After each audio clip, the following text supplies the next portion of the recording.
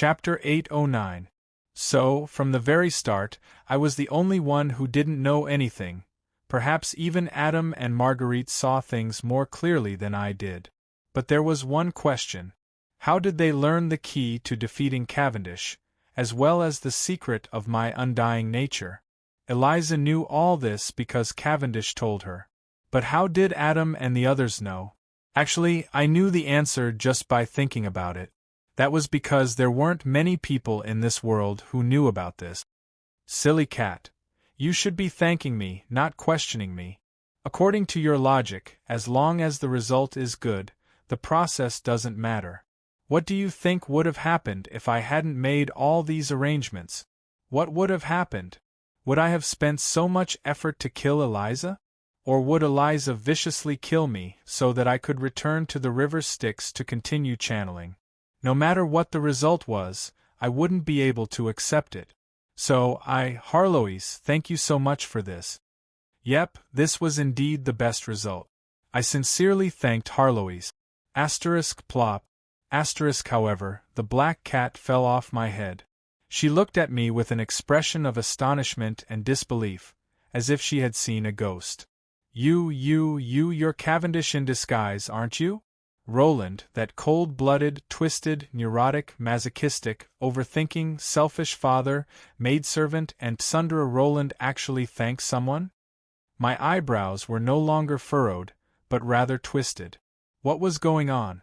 Was this how the silly cat viewed me? At any rate, I'm really thankful to all of you.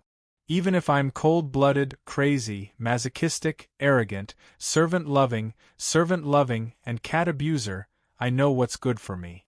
As for what you just said, I don't hold a grudge against you at all. Yep, not at all. Aren't you just cold-blooded, crazy, masochistic, arrogant, servant-loving, and cat-abuser? Relax, I've already forgotten about it. Don't you remember it clearly? Wait a moment, why is there a cat-abuser? What do you intend to do to me? The silly cat's screams echoed in my ears as I let go of the elemental lord's corpse that resembled a dead lizard king. Behind us, a sea of flames was chasing after us. Eliza was stopped by Adam, but countless fire creatures and elemental lords were summoned by the earth elemental god. They were willing to sacrifice their lives in order to stop me. The Northlands. He held the ice-cold longsword in his right hand, charged, dashed forward, drew the sword, and sheathed it.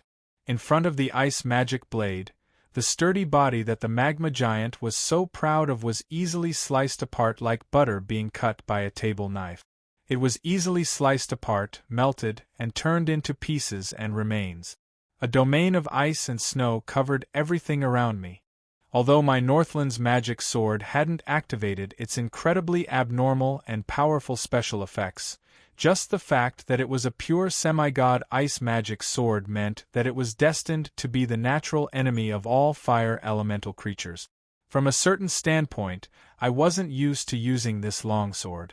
Although strictly according to He's standards, this single-edged sword could also be considered a sword.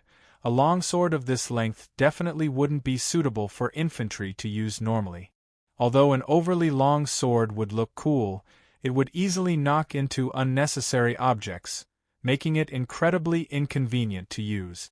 If I tried to draw my sword, only to discover that the tip of my sword was stuck into the ground, and I couldn't pull it out even after a long time, I would be laughed at by my opponent.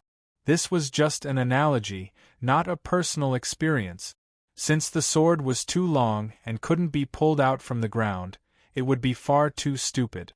It definitely wasn't something that I could do. Although it was quite fun to slash at large magma giants, fire dragons, and other large magical creatures, the overly long sword would actually become a hindrance if the enemy got too close to me. It just so happened that small and medium-sized enemies were the norm. I was getting a headache now. I had never practiced using a super long sword before. If I had half a month to practice, I would probably be able to use it quite well. But right now, the most precious thing was probably time. But now that I was facing a Fire Lord, I needed this magic sword's power of ice and snow. It would be nice if it could be shorter. What astonished me was that the instant this thought appeared in my mind, the magic sword suddenly shrunk. I kicked away a fire dwarf that approached me and pondered as I looked at the short sword in my hand. It would seem that this magic sword is even more useful than I expected, with even more potential to be unearthed. However, I'll probably need a lot of practice before I can get used to it. I smiled as I looked at the endless number of high-level fire creatures in front of me. Aren't there so many live targets for me to practice on? Shoot it down, divine spear. My sword suddenly lengthened, and I instantly skewered 2 fire elementals that were 30 meters away. As they returned to their elemental source, I suddenly clasped my hands together and swung my sword with all my might.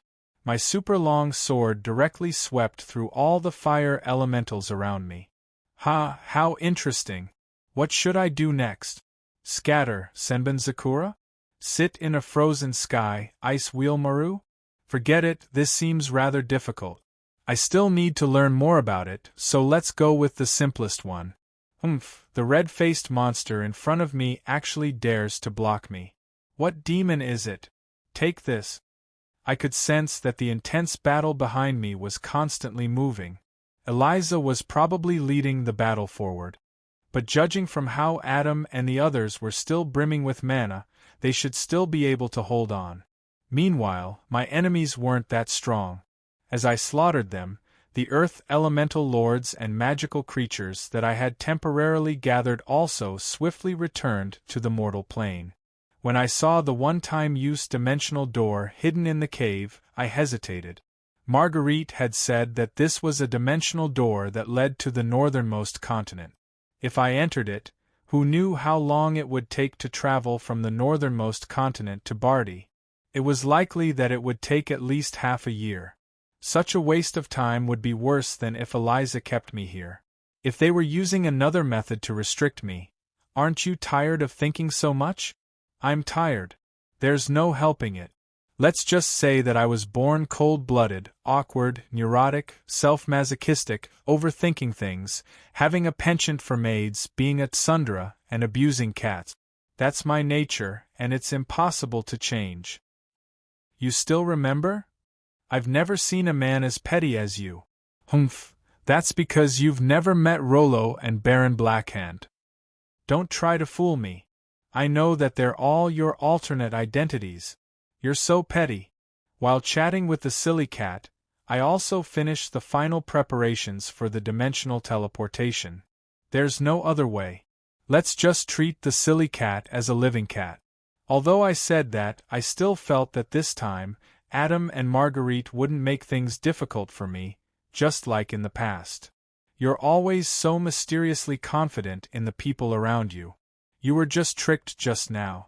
Can't you learn from that? I can't help it. That's just my nature. I can't change it. My words echoed in the cave. When everything returned to normal, there was no one left in the cave. 5 minutes later, the furious fire elemental god turned the cave and the volcano into ashes. Chapter 8:10. Sometimes, there was only a thin line between a volcano and an iceberg. Just a moment ago, it was so hot that I needed to bring my own air conditioner, but now it was so cold that I needed a stove. After casually slaying the great snow demons blocking my way, my path was now unobstructed. After a long and arduous trek, half an hour, I finally climbed to the top of this ancient snowy mountain that was rarely visited by humans. I had become the first conqueror of this ancient mountain range. Right now, I felt like something was wrong with this scene. Was this supposed to be an extreme adventure? I stood at the top of the snowy mountain as the morning sun slowly rose. I didn't know whether to laugh or cry as I gazed at the endless snowy plains around me, as well as the restless predators that were hiding in ambush. Even if I didn't use any GPS devices, just the frigid temperature alone was enough to make this the northernmost part of the continent a forbidden zone for life. Not only that, this freezing region was the northernmost part of the Aichi continent, which was very close to the North Pole. Under normal circumstances, if I wanted to go to Bardi right now and immediately turn back, Even if I swam across the frigid Borealis Sea, I would only be able to return to the Northlands, which would take me more than half a year. We'll help you stall her for a while. There's a teleportation portal that leads to the northernmost part of the continent in a cave about 30 kilometers to the left. Once you get there, head in the direction of home, and you'll obtain what you want the most. I didn't believe that Marguerite's vague instructions were meaningless. There were far too many mysteries in this world, and far too many mysteries couldn't be explained with words. Riddles were Mage's favorite because there were far too many unspeakable and inexplicable mysteries. It wasn't just to show off one's knowledge and wisdom, nor was it to trick others into paying money. Fine then, I was just saying that. At the very least, I always felt that those scammers and fortune-tellers had a habit of opening their mouths and not speaking the human language. This wasn't just a way of scamming people for money, it was more like a sick habit. The direction of home? According to the explanation on paper, my roots were in the Northlands, so of course my home was in the Northland. Did that mean that I had to go south? But that was the normal route. I definitely wouldn't be able to go back the way I came. Could there be some other secret to this? Could it be that you have to go north? After all, the Northlands is the northernmost part of the world. The direction of home refers to the direction of your home in the entire world. This explanation was rather far-fetched, but Harlowe's confident tone gave me some confidence. Silly cat. Do you know something? Meow, are you talking to a cat? All right, it was obvious that he was pretending to be confused. Was it a secret that he couldn't reveal? In that case, heading north was the correct choice. Was it the extreme north of the extreme north? What would be there? Since I had already determined the direction, I unhesitatingly spread my wings, bounced off the ground, and flew. I didn't fly. The result of blowing air into ice was that my wings instantly turned into ice cubes. And these 2 ice cubes wouldn't be able to fly. How did I jump up and how did I land? Fortunately, there was no audience or it would be really embarrassing. Ha, they can't fly high even if they have wings.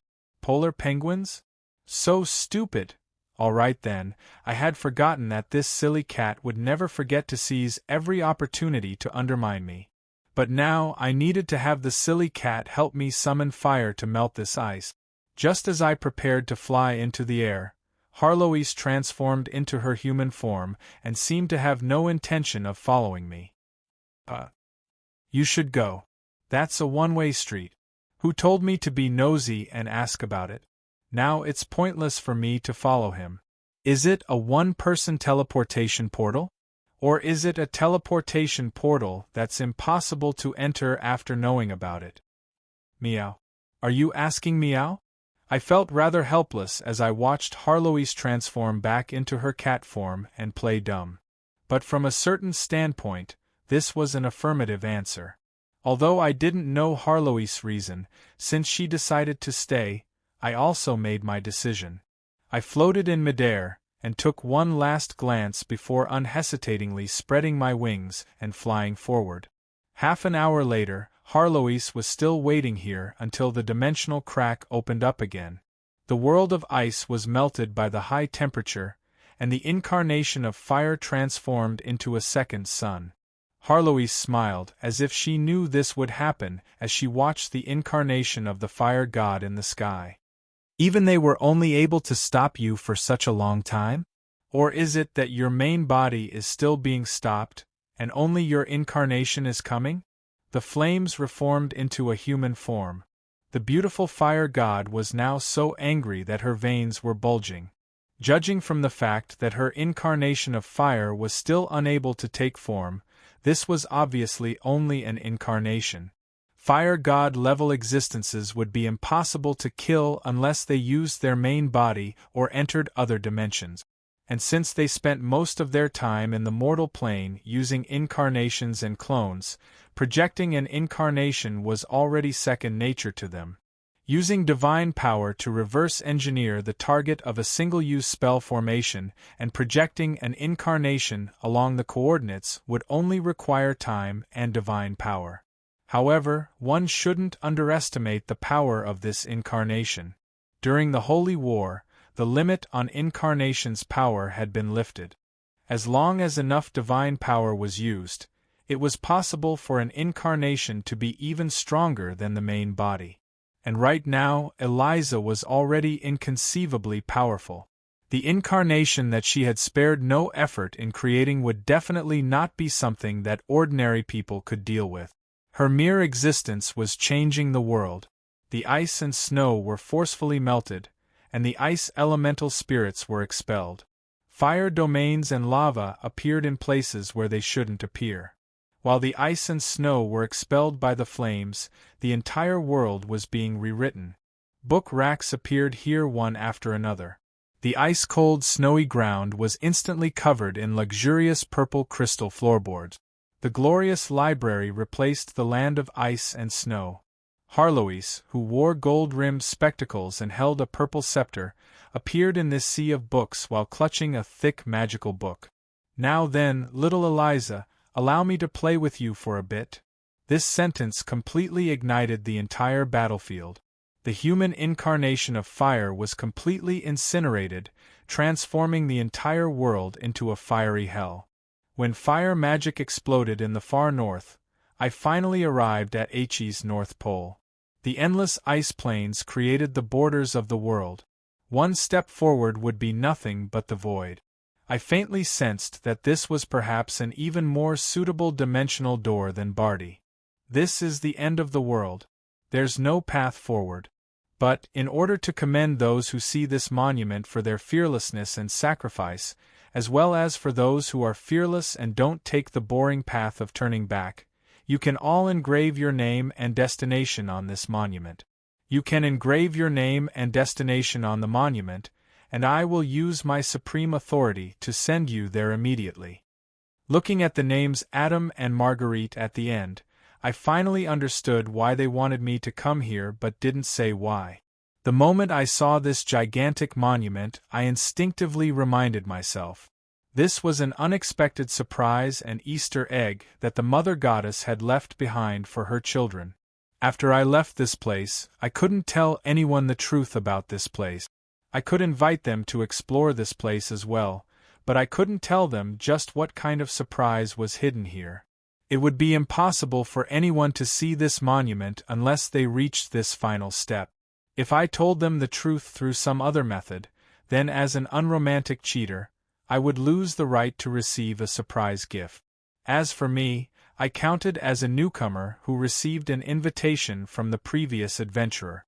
"Mother, this is a mark left behind by Mother." My system's screams filled my mind. This was the first time I had ever seen her lose her composure like this. When her screams turned into sobs, I didn't even know how to comfort her. But the current situation proved a certain fact. Since my system doesn't know about this place, then it's impossible for Cynthia to know either.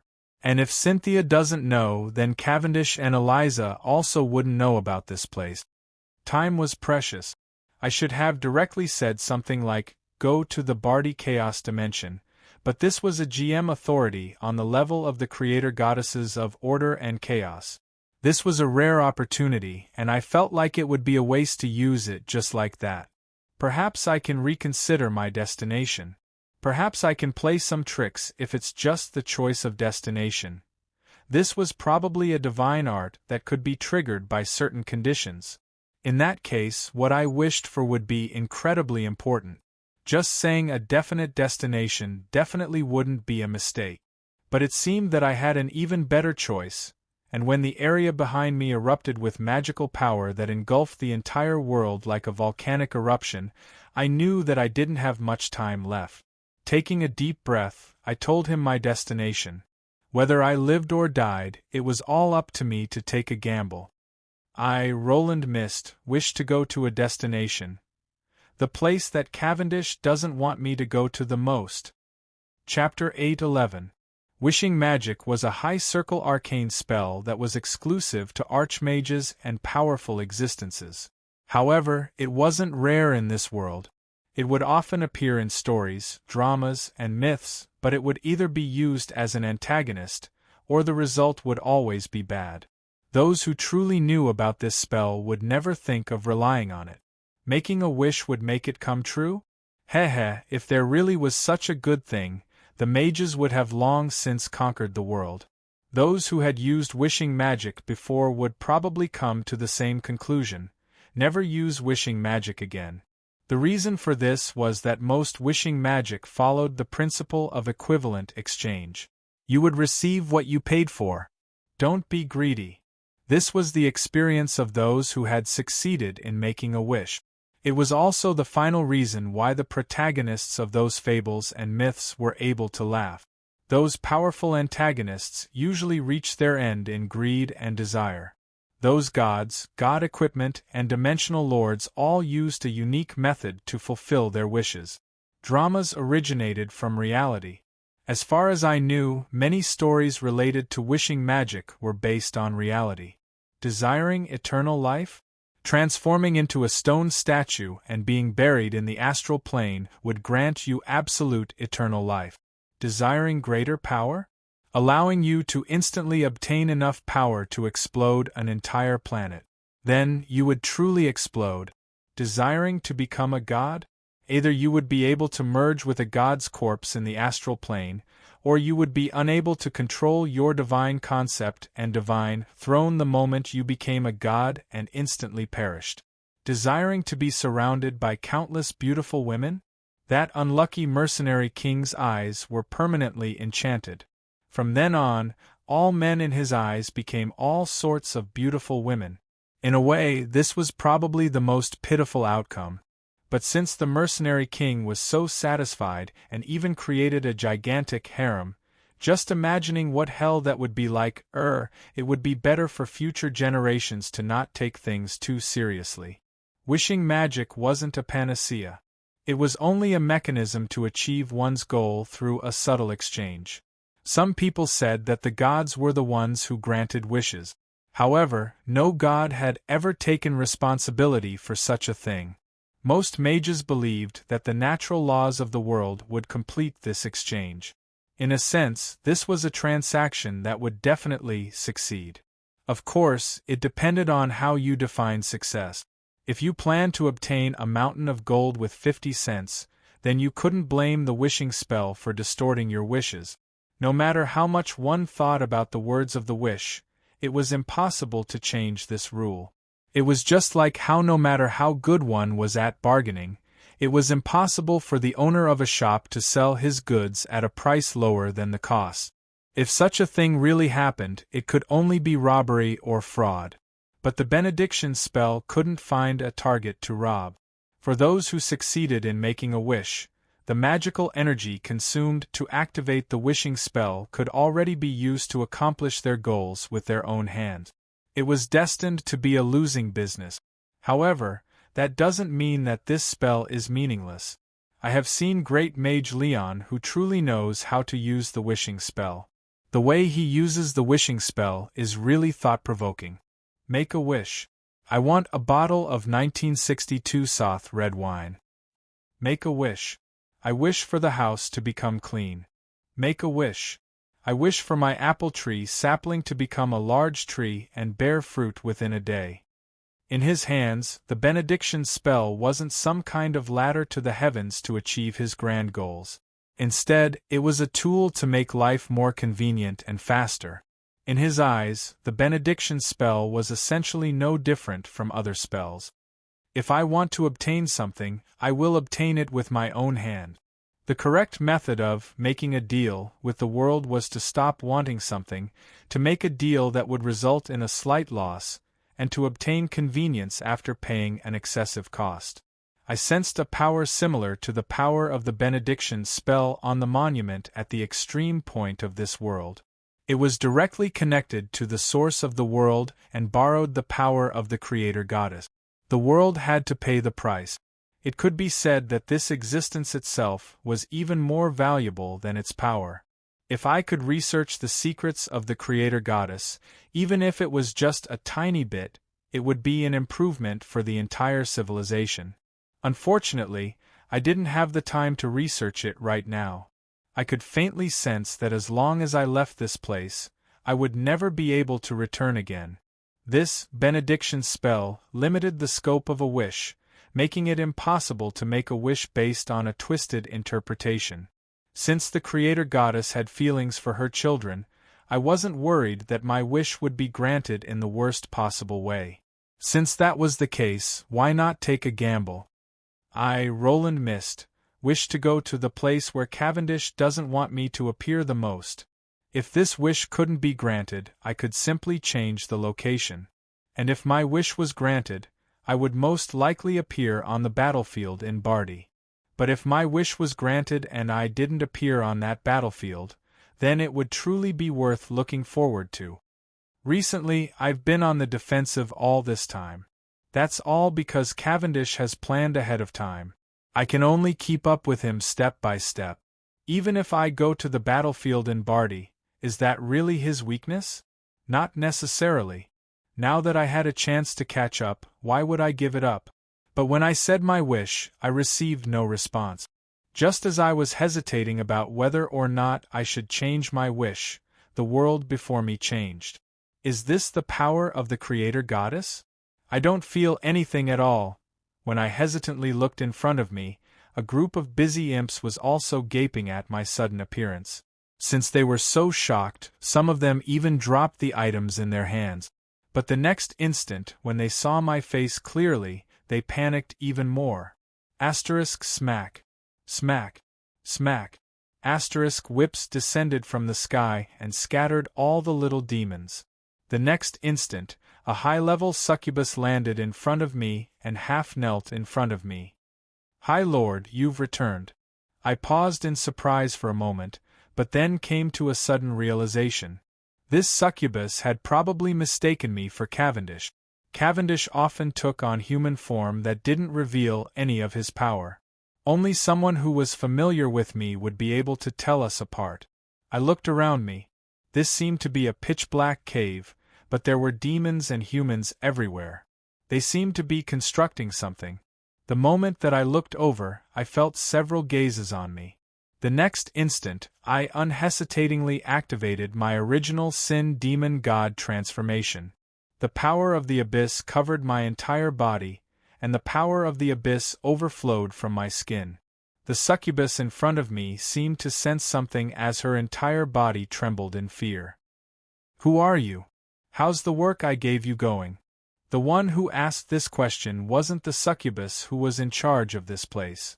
Instead, it was me who asked it first. My tone was quite calm, but I didn't hide the arrogance and carelessness in my tone at all. It was highly likely that I was mimicking Cavendish's tone, gambling on the fact that this succubus didn't know Cavendish at all. She was only a high-level succubus. There were at least several 100,000 of them in the Chaos Abyss, if not several million. Normally, even if she saw a Chaos Main God, she would only be able to see him from afar. She would only be able to remember his face from his portrait. Since she had already admitted that she was wrong, then this method of mine would have a high chance of succeeding. "Venerated High Lord, I'm the second-rank supervisor Tina. We've been working day and night. Lady Didina personally whipped 37 lazy cowards to death. But that venerated mission is far too difficult. We still need some more time." The succubus knelt on the ground and lowered her head while trembling all over. She didn't even dare to look at me, as if she was afraid that the Chaos Main God would tear her to shreds if the project wasn't progressing well enough. I smiled as I looked at the succubus Tina before me. Although it was likely that I wouldn't be able to keep this a secret for long, there was no reason for me to miss out on information that was delivered to my doorstep. "Don't inform them. I'm here in private to check on the project's progress.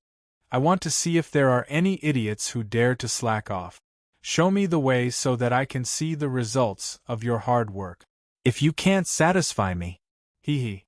The succubus who had just stood up suddenly felt her legs go weak, and she almost fell to the ground.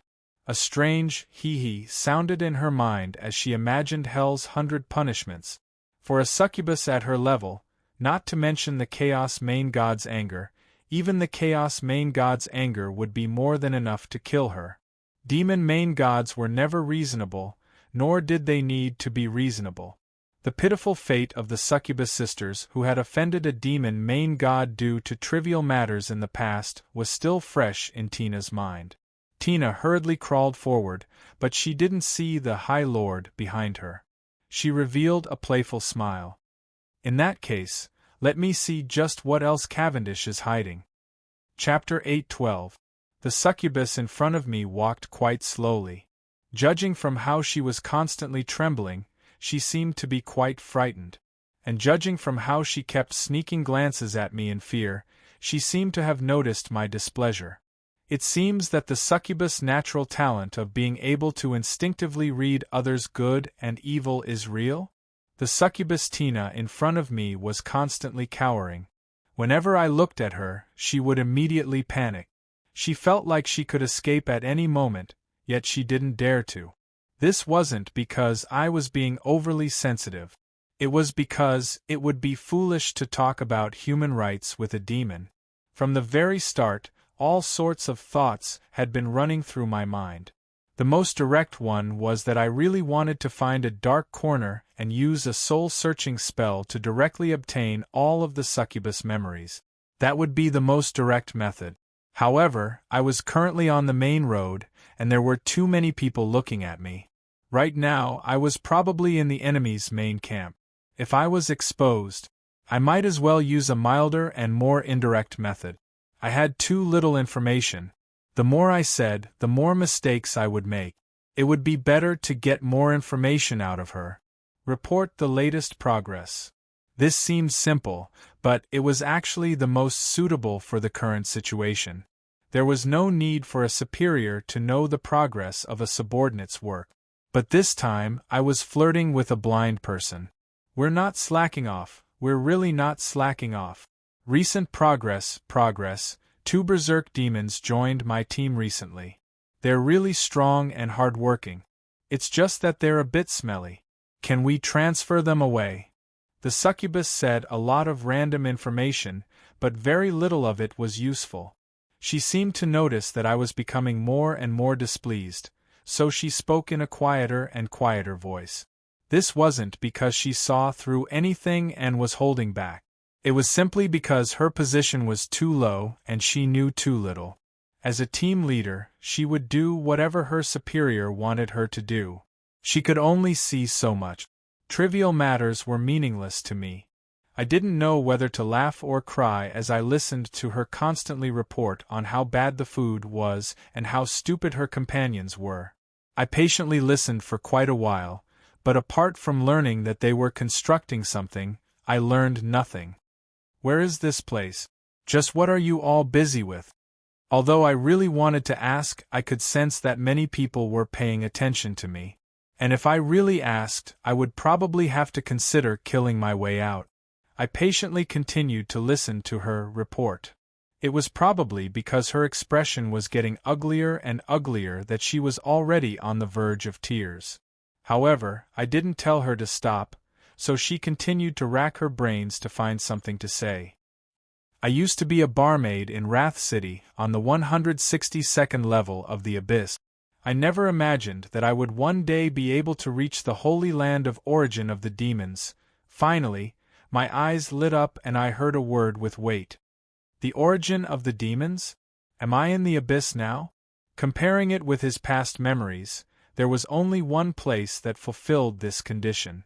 At the bottom of the abyss pool, where Cynthia's body slept. When I turned around a corner and saw the gigantic creature in front of me, I instantly understood. It was a pitch-black wall, so tall that the top could not be seen, and so wide that one could not see the end. Countless demons were busy below, and they seemed to be building something. The door in the middle of the wall was slightly open. When I looked up from the bottom of the wall, I was surprised to discover an old acquaintance. Didina, the former elf empress, was currently commanding the busy demon laborers below. Meanwhile, Ilmigia, the former queen of all lustful demons, was currently resting by the side. I wouldn't have been so surprised if it was only the two of them. The other familiar person was Leona, who had long since disappeared. The current Chaos Girl didn't have a good appearance. She was embedded into the pitch-black wall, and a powerful demon was currently carving magical runes next to her. Her strange posture made her seem like a living sacrifice. She should have been pregnant for several more months, but her stomach was now bulging. It seemed like she might give birth at any moment. She seemed to sense my gaze as she looked over at me. She opened her mouth slightly, but was unable to say anything. I didn't have the time to respond. When I discovered the scheme here, the mastermind of the scheme naturally recognized me as well. Capture him. He's Roland. He's not Master. I didn't even know which demon was the first to scream out loud. When Didina and Ilmigia looked over at me, not only did their gazes contain surprise, there was also undisguised killing intent. I knew that the only thing I could do now was probably no longer be able to communicate with words. You aren't His Majesty Cavendish. There's an intruder. Guards. The succubus who had been leading me here finally realized what was going on and started summoning the guards. I found this all the more interesting. I never said that I was Cavendish. I'm Cavendish's older brother. Yep, I'm no outsider. Right, thank you for leading me here. The succubus paused in surprise for a moment before she foolishly said, "No need to thank me." I chuckled and shook my head as I looked at how adorably foolish she was. It was truly rare to see such a foolish succubus. I even felt like killing her while I was at it. Tina, you actually dared to betray me. You actually dared to bring Roland here. However, the current Didina had probably lost all sense of reason as she started shouting on the castle walls. Seeing her superior's frantic expression, the unlucky Tina instantly showed despair, as if it was the end of the world. The little succubus before me looked at me pitifully. She wanted to hate me but didn't dare to. I found this even more hilarious. Just what type of succubus was she? She was so incompetent. I wanted to continue chatting with her, but the demons before me had already surrounded me. All I needed to do now was to kill my way through them. A top-level succubus queen and a devil-main god? Several dozen demon lords? Thousands of mid- and high-level demons? That was nothing. It seemed that there really was something important here. My mood instantly became much better. Thank you, Aichi. It seems that we've truly surpassed Cavendish. In that case, let me see just what else Cavendish is hiding. Chapter 8:13. From a certain standpoint, Cavendish's scheme had been greatly exposed the moment I saw this scene before me. A scam that's half real and half fake? He's prepared for both? The demons before me were currently constructing a gigantic divine statue just like the one in the Chaos Dimension. I had read battle reports from the front lines. 2 female goddesses were guarding a large door on both sides. This was an altar that was identical to the one in the Chaos Dimension. I instantly felt a chill down my spine from the bottom of my heart. If my inference was correct, this was most likely another dimensional door that was currently being activated. This technique is so familiar. I didn't receive any retort as I exclaimed. It felt rather strange without the silly cat by my side. Isn't this the technique you're most skilled at? No matter how your opponent responds, you'll still be the one to win in the end. Thank you for temporarily acting as my retort slave. I nodded as I slowly unsheathed my sword. The demons had already surrounded me. At this moment, many schemes had been laid out before me. This dimensional door that was constructed at the bottom of the chaos abyss was obviously also capable of being activated. In that case, even if Cavendish lost the battle in the chaos dimension, he would still be the one to win as long as this dimensional door could be successfully activated. This was double insurance and double the investment.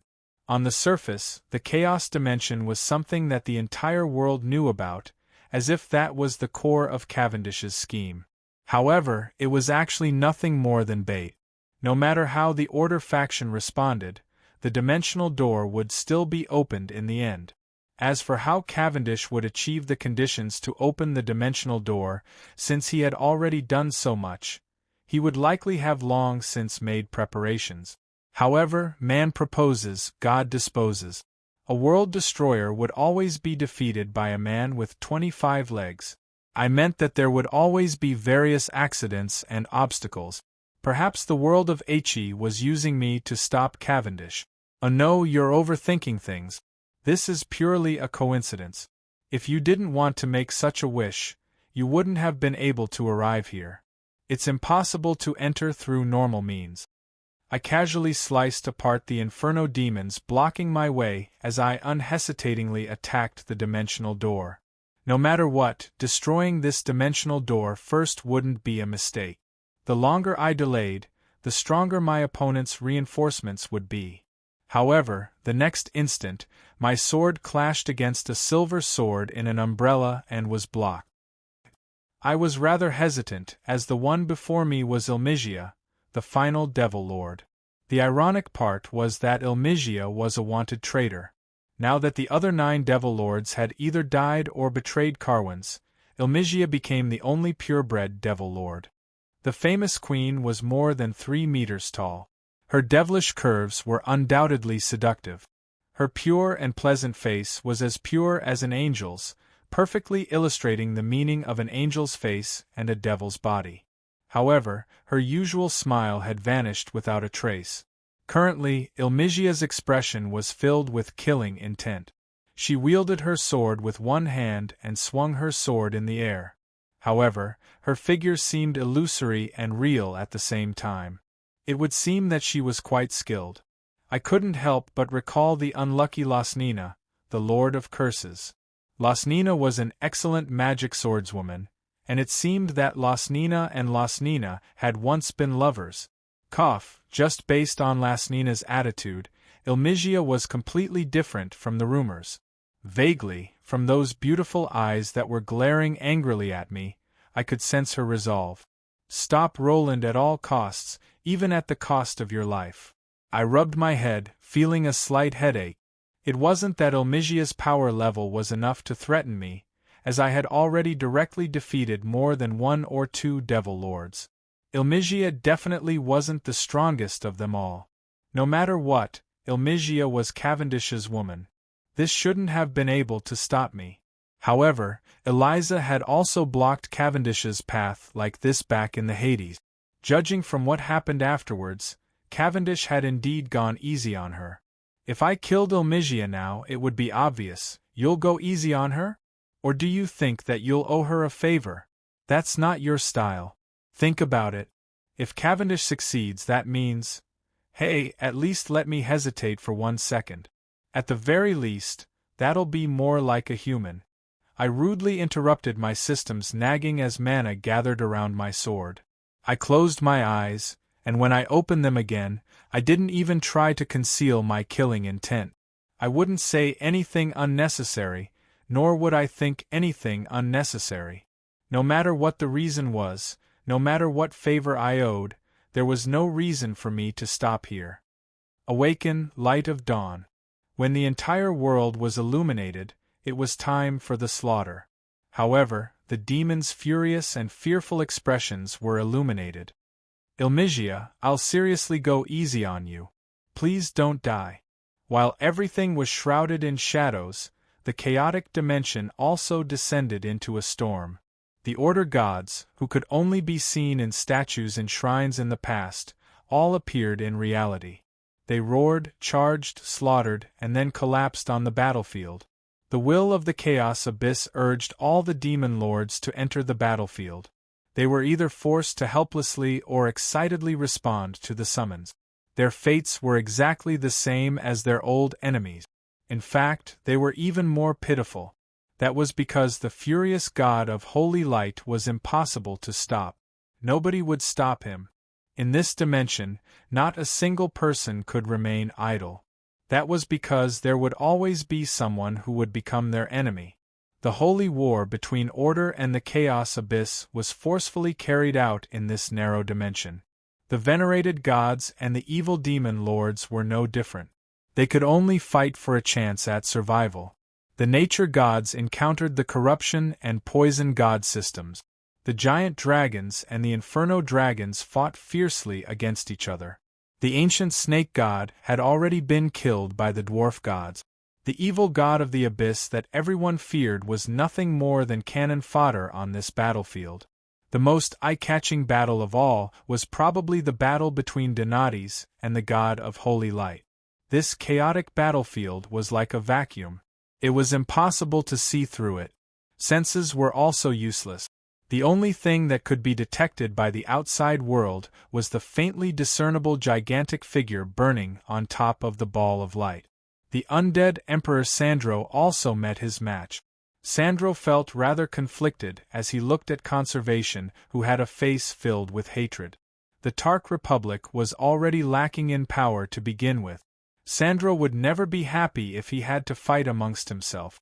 When he thought about how the Tark Republic was expanding its territory in the far north, as well as the living hidden in the Northlands, the ancient undead Emperor Sandro finally made up his mind. Do your best to breathe. This will be your final chance. Everything shall return to the undying. The undead Emperor Sandro tossed away his own flesh as if he was tearing off a robe. He transformed into a grayish-brown tornado that instantly spread out. Everything he touched, no matter if it was the living or the dead, would instantly wither up and become desiccated corpses. The only difference was that the speed at which the undead were instantly eroded was even faster. At the same time, Conservation also activated her own personal domain, a world of ice and snow. Meanwhile, the other undead emperor, the undead marshal, was furiously slaughtering the undead on the battlefield. The magic sword he wielded wasn't the usual bone greatsword. This black shortsword was quite inconspicuous. It wasn't as sharp as normal swords. However, anyone who touched this sword would instantly collapse. No matter if they were evil gods, demons, or even order true gods or angels, they would all voluntarily avoid the undead marshal's area. This magic sword was currently devouring all the undead on the battlefield. It was furiously evolving and growing. Right now, even the undead marshal himself was rather afraid of this magic sword's power. He could faintly sense that this magic sword was currently devouring his own soul. However, he didn't dare to abandon this magic sword at all. After all, this was part of the deal. Not only that, this was an important task that Sandro had personally entrusted to him. Using countless gods and demons as sacrifices for this sword, you've once again reached the peak of undead. Junior, you're far more amazing than any of your seniors. Chapter 8:14. Actually, I have a personal matter that I'd like to ask of you. A few days ago at the Cloud Tower, after Sandro and Roland reached a private agreement, Roland asked Sandro for a favor. Actually, I have an undead magic sword that needs to absorb living and undead souls in order to evolve. The main battlefield in the Chaos Dimension will likely become the best meat grinder for me, as well as the final opportunity for me to complete my magic sword. But, as you know, my identity is rather special. Sometimes it was enough to say half of something. Sandro now completely understood. Right now I had many identities. I was the Prince of the Northlands and the representative of Hell. But if I looked at it from the perspective of the entire mortal plane, the most important and most accepted identity was still Estrada's successor, the strongest holy knight in the world. Perhaps the representative of the Hades was important enough in the world of high-level existences. Perhaps the royalty and nobles of the various countries felt that the newly risen Mist Alliance in the Northlands was suppressing them, but it was likely that most ordinary people in this world didn't even know what this represented. The ordinary people of the major countries in the mortal plane wouldn't care about the Hades. What were those? I'd never even heard of them. The Prince of the Northlands, a countryside royalty? But for the commoners, none of these titles were as important and stable as the strongest holy knight in the world. Roland's other identity was also becoming more and more important. The creator of the Southern sect, the discoverer of the teachings of pure holy light. From a certain standpoint, Roland's relationship with the Southern sect was similar to Jesus' relationship with the Cross Church, or Buddha's relationship with Buddhism. Of course, for the current church members, the revival of the Southern sect would definitely be a calamity, which was why both Roland and the Southern sect chose to forget about this relationship. Some things couldn't be erased. Just like how Roland had brought holy light to the world, Roland was the discoverer of the teachings of pure holy light. He would definitely be recorded in history as well. Originally, Roland did not pay much attention to this point. He did not pursue fame, but some things could not be decided by individual will. For the time being, let's not consider who the final victor of the Holy War would be. If everything went smoothly, after the threat of the Chaos faction and Cavendish was eliminated, the Holy Light faction and the Hades faction would definitely have an in-depth exchange. The Holy Church's greatest reliance was naturally the belief in the Holy Light among the entire human world. In order to shake the Holy Church's authority, one would naturally have to shake its belief. At that time, the conflict between the Southern sect and the Holy Church would be the most important breakthrough point. The Hades would definitely support the Southern sect and fight the Holy Church to the bitter end. In that case, I, as the forgotten founder of the pure holy light religion, would naturally become the center of attention and become the focus of public opinion. Since ancient times, the simplest and most practical way to discredit a religion or a force was to prove that its founder was a liar, a bastard, or a scumbag with a bad character. Then, the doctrine that he advocated would naturally become a joke. This method was widely used even in the modern era. And the Holy Church was definitely an expert at slandering people in religious wars. Now that I thought about it, it was quite ironic. Even before victory was achieved, the two factions that were at odds with each other on the surface were already plotting how to stab their companions in the back. However, working together for a common goal while having internal strife seemed to have become an unchanging rule in human society for thousands of years. As the bridge between the Hades and the Southern sect, Roland had a special and important status. If his reputation was damaged, not only would it be his reputation that would be damaged, it would also affect the legitimacy of the entire Southern sect. There were some things that everyone knew in private, but they could pretend not to know.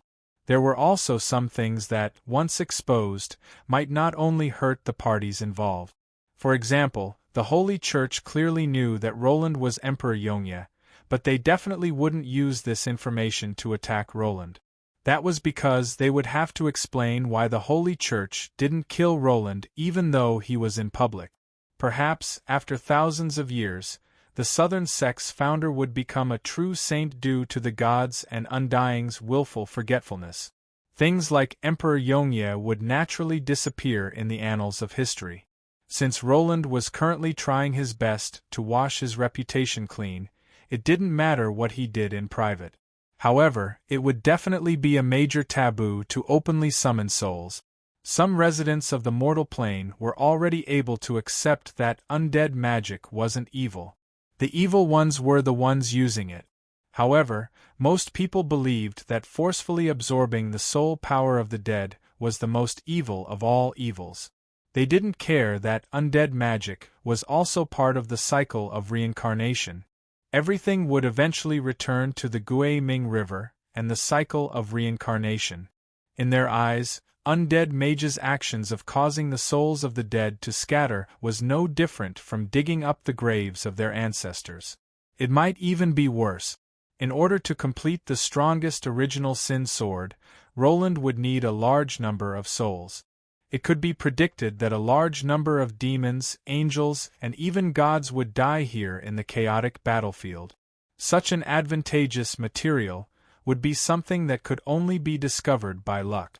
An ancient battlefield where gods had died would be a once-in-a-lifetime opportunity for an undead mage. However, it was likely that all the gods and powerful individuals would appear on this battlefield. If he absorbed souls to complete the magic sword, not only would his reputation be damaged, he would also be in a disadvantageous position politically. That was why Roland racked his brains and came up with an alternative method, which was to have someone else help him complete the soul absorption process. But when he came up with this method, there was actually a very limited number of people to choose from. First of all, the undead mage needed to be skilled in undead magic in order to be able to absorb souls. Secondly, the undead mage needed to be incredibly powerful, at least semi-god level. Otherwise, the undead mage would be instantly devoured by the magic sword. Also, the undead mage needed to be brave enough to absorb souls in front of the gods. Not only would the undead mage be shameless, but the undead mage needed to be skilled in undead magic as well. Roland found Sandro and used him as a bargaining chip to revive the Tark Republic, forcing Sandro to take the blame for Roland. As for the undead emperors, since the blame was already irreparable, it didn't matter if they took the blame a little more. Currently, the undead marshal wielded his pitch-black shortsword and went on a killing spree on the battlefield. Countless souls and divine soul shards were being absorbed by the sword, filling the entire area with countless vengeful souls and divine souls. Meanwhile, the altar that was currently opening was also furiously absorbing the life force and souls of the sacrifices. Life force and flesh were being sacrificed to the altar, while soul shards were being absorbed by the magic sword. Both sides had a clear division of labor. The entire battlefield, which was a super dangerous battlefield where gods and demons perished, had now become nothing more than sacrifices for a pair of brothers to achieve their goals. And finally, as the gods perished, the short sword that represented the 7 deadly sins finally matured. Chapter 8:15. The god of holy light, Ka Roland, was the most glorious existence in the world. He stood at the very top of the Order gods and was the god-king of the Holy Light faction. He was publicly acknowledged as the strongest main god and undefeatable. From the moment that Ka Roland appeared on the battlefield, he naturally became the focus of the entire battlefield. Boundless light spread out with Ka Roland as the center. Holy light cleansed everything before it. Just his existence alone was enough to deal a painful blow to the undead and demons. Ah, the venerated god of holy light illuminates everything. Demons and demons in the darkness have nowhere to hide from him. Look at how powerful he is. Even the strongest demon can't withstand a single spear strike from him. Even the most sly devil can't escape from his divine eyes.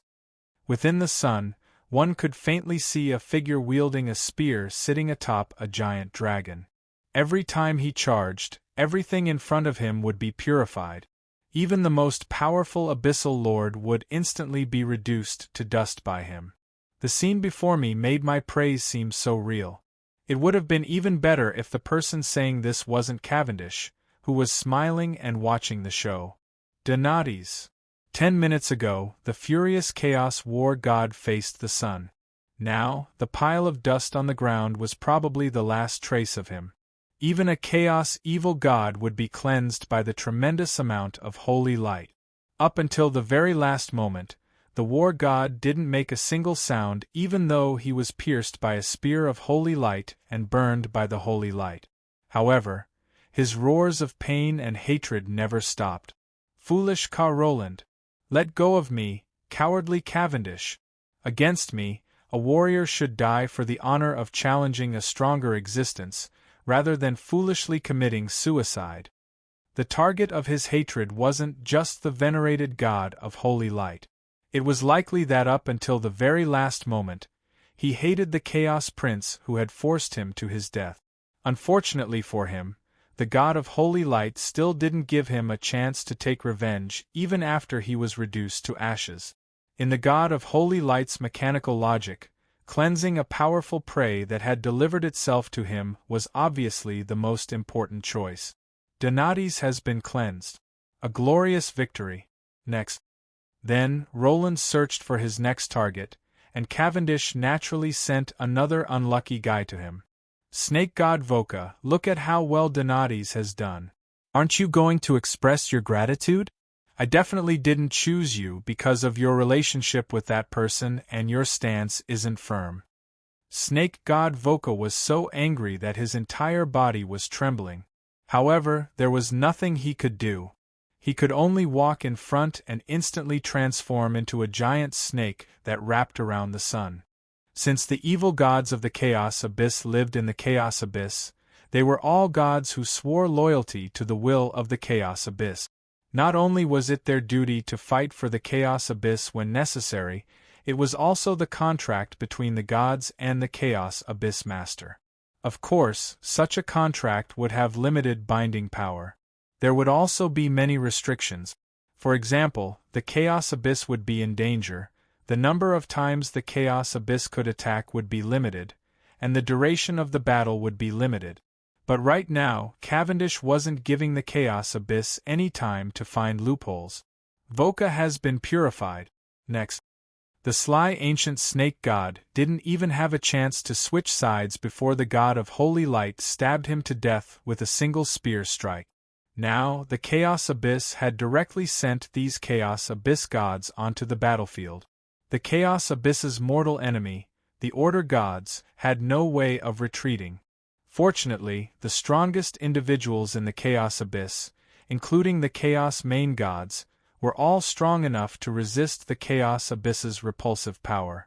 Otherwise, the battle would naturally be even more intense. Donati's? It was his fault for being here from the very start. Right now, Cavendish was sending the Chaos Abyss lords up one by one and forcefully ordering them to attack the god of holy light. See Tesla, aren't you going to show off after seeing how hard your seniors are working? These powerful existences that had always looked down on mortals and short-lived species were now lining up and being stabbed to death by the god of holy light one spear strike at a time. They would then transform into divine souls and divine power shards that became nutrients for the river Styx and the altar. Carwins glanced to the southwest. There, a power was currently seizing control over souls and unowned divine power. And the elemental ripples of that power were so familiar. It was strengthening and maturing. Although it was quite far away, Cavendish instinctively felt threatened. This was a power that could destroy all souls. This is going to be fun. Even though Cavendish clearly had enough chess pieces and felt threatened, he didn't intend to stop it at all. It was the opposite. His interest had been piqued, and he was now annoyed by the toys before him. Next. Forget it. Your remaining nutrients are too lousy. Come at me together. Cavendish didn't even look at the Chaos Abyss Lord's final expressions of hatred. He sensed the divine souls and divine power being constantly absorbed by the altar as he watched the gods battle before him. He couldn't help but sigh.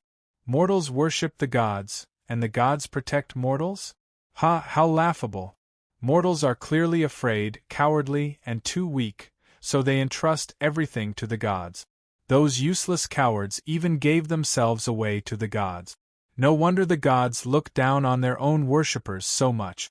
So ugly, so ugly, so ugly, so weak, so ugly. Their cowardly selves are so disgusting.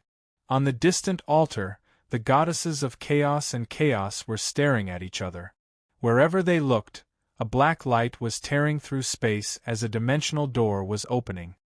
Venerated goddesses? They're just two foolish women who've been scared witless. A shepherd and a flock of sheep? It's clearly a big bad wolf and a flock of sheep.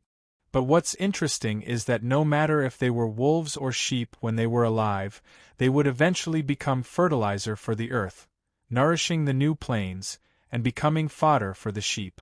The cycle of reincarnation. How grand, how grand. Damn the grand cycle of reincarnation. Isn't this just AF * King Giant Cage? Why make it sound so pleasant? I'm so moved that I'm crying. Cavendish even wiped the corners of his eyes as if he really were crying. Now that all the cannon fodder had become sacrifices, the god of holy light, who had become much dimmer, had finally locked onto the mastermind behind the scenes. Meanwhile, Cavendish smiled as he welcomed the undefeatable strongest main god. Then, he transformed into a powerful torrent that could destroy everything. The Abyss Prince, Cavendish, unhesitatingly chose the most spectacular outcome, the final move of a god, self-destruction. After the terrifying tempest passed, the god of holy light's figure finally became clear. He was still incredibly powerful despite being covered in wounds, but he was no longer undefeatable.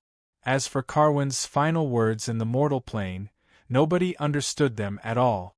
"Brother, I'm going out to play. Brother, I'm going out to play." At the same time, somewhere else, there was a body that had just awakened from its slumber. This was a mortal body, and it also said the same thing. However, this murmur received an unexpected response. What made Cavendish unable to believe was that a familiar voice was right in front of him. "You're not allowed to." Chapter 8:16. After returning from death, Cavendish's vision was still completely pale, and his ears were ringing. Due to certain reasons, that unfamiliar and intense feeling of vomiting made him feel incredibly nauseous. It was to be expected that his vision hadn't recovered. Since he had just started using his eyes, they still needed time to warm up. This physical body of his had been prepared for this for almost a month already. He hadn't had a single drop of food or water for an entire month. Plus, his body's special condition meant that his mortal body had reached its limit. If it wasn't for the fact that this physical body of his was an excellent swordsman with excellent foundations to begin with, perhaps the first thing he would do right now would be to rest and recover for half a year. "Brother, I'm going out to play." A raspy voice was squeezed out from his withered lips. His original body's words were repeated once again. This was a sign that his soul and physical body had synchronized. "You're not allowed." When Cavendish woke up from his deep sleep, before he could get used to the changes in his two physical bodies, what greeted him was a low roar filled with denial.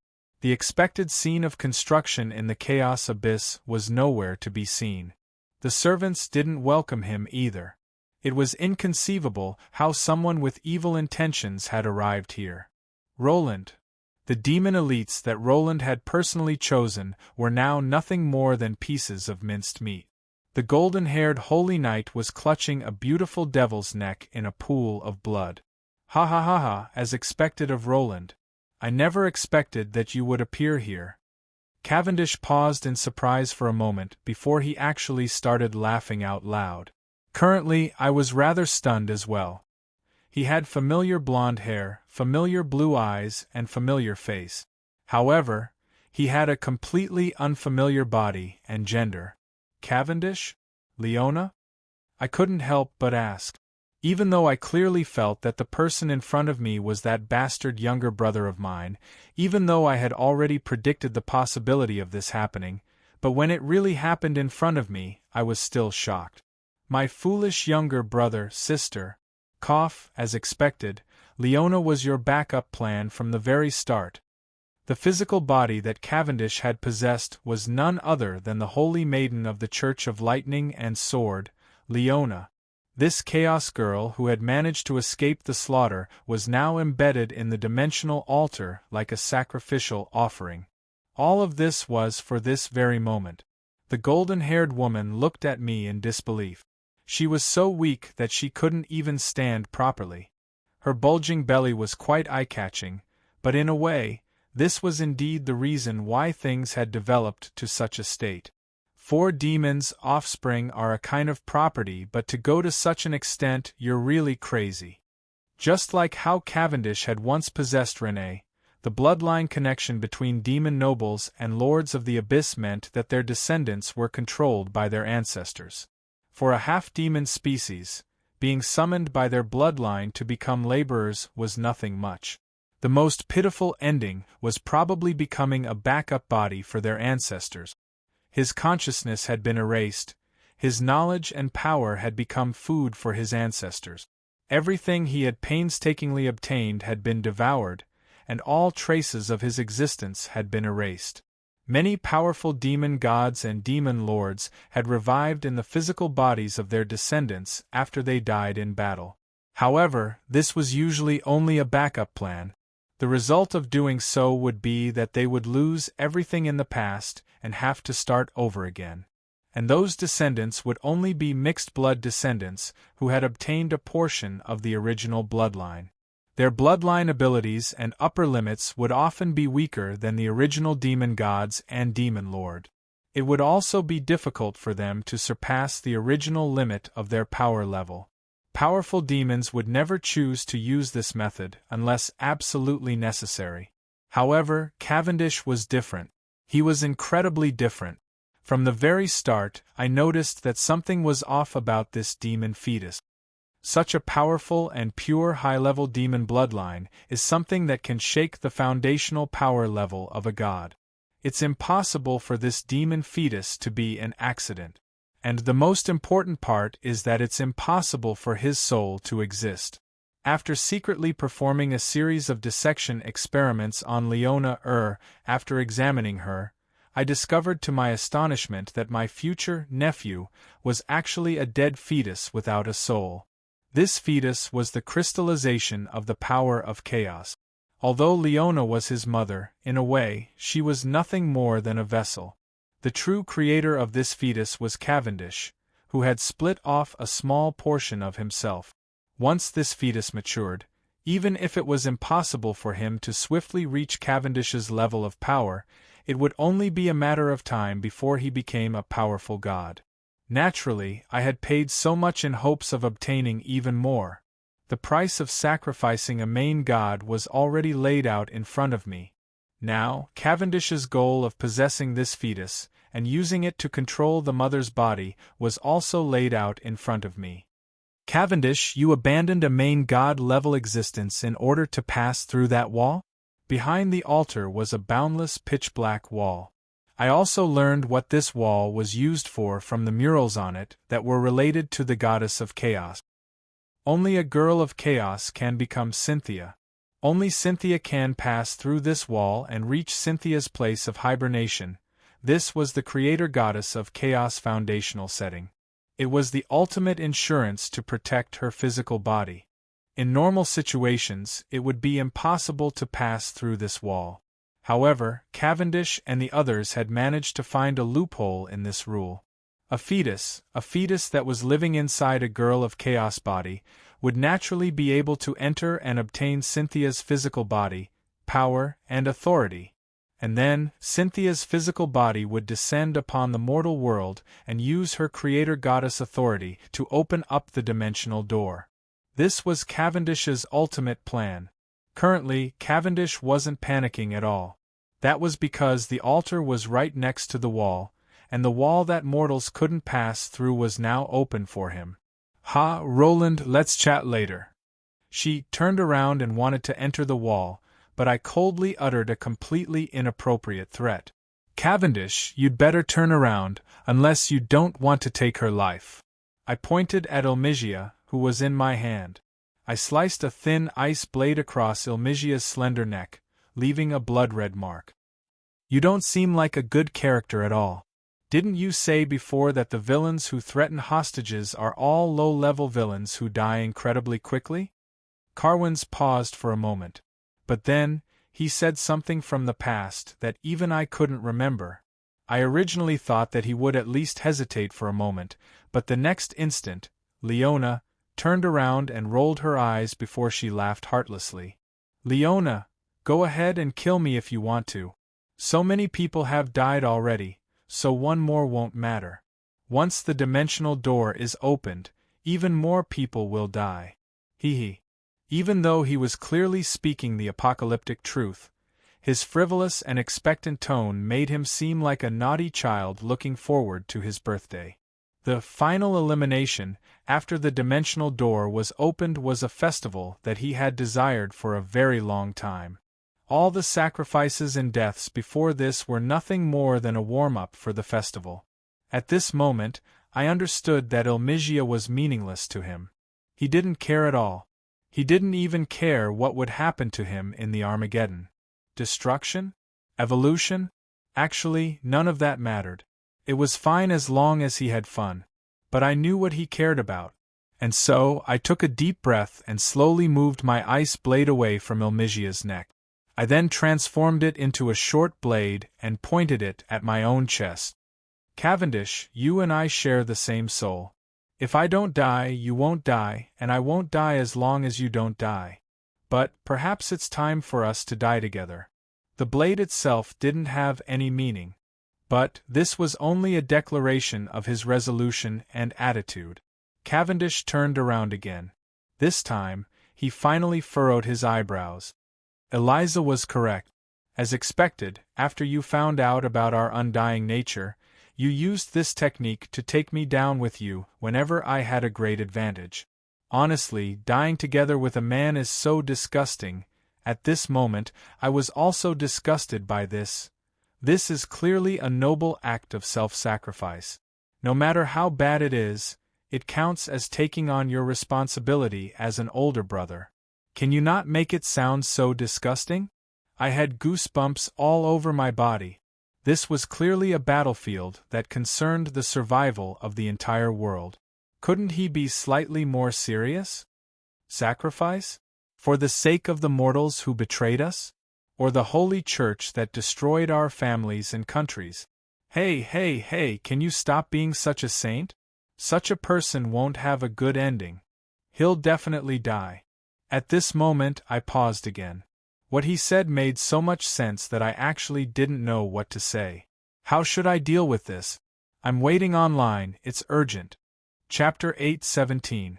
Cavendish is a bug. I wasn't praising or belittling him. I was simply stating that the existence named Cavendish was an error of the world. With my understanding of the natural laws of order, of the four elements that created the world, only time and space were the most order powers. They were the x and y axes of the world, the coordinates of the entire world. And these two powers would forever stand at the very bottom of the natural laws of order. That's right, the very bottom. They were the cornerstone that created everything.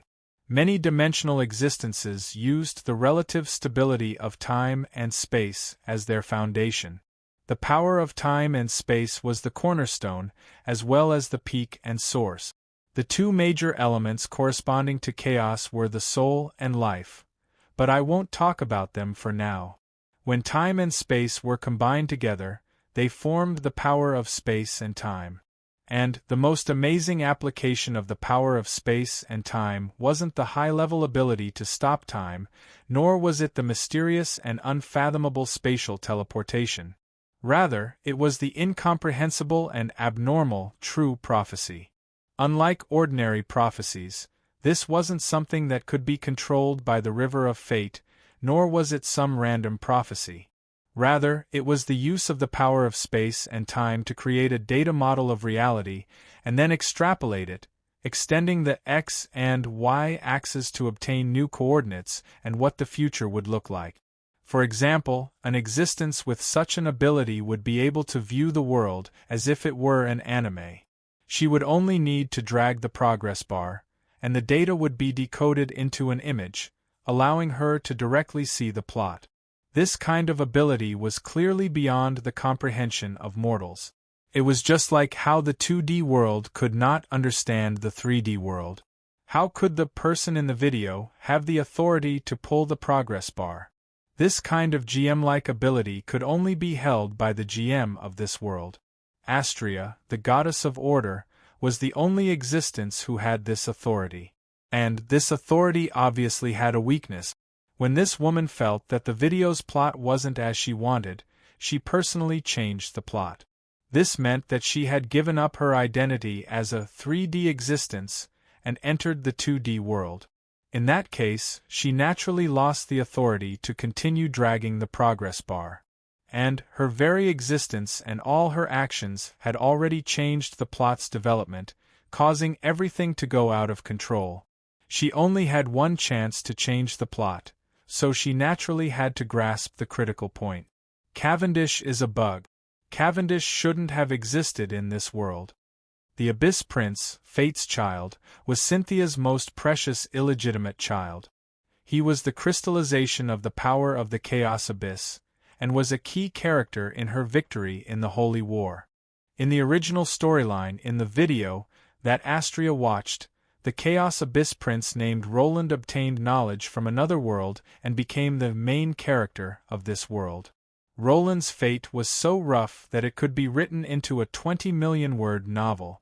To omit the entire story, Roland was heartbroken by the Holy Church, which represented human society. Roland finally lost his last bit of faith in humanity and entered the Chaos Abyss in despair.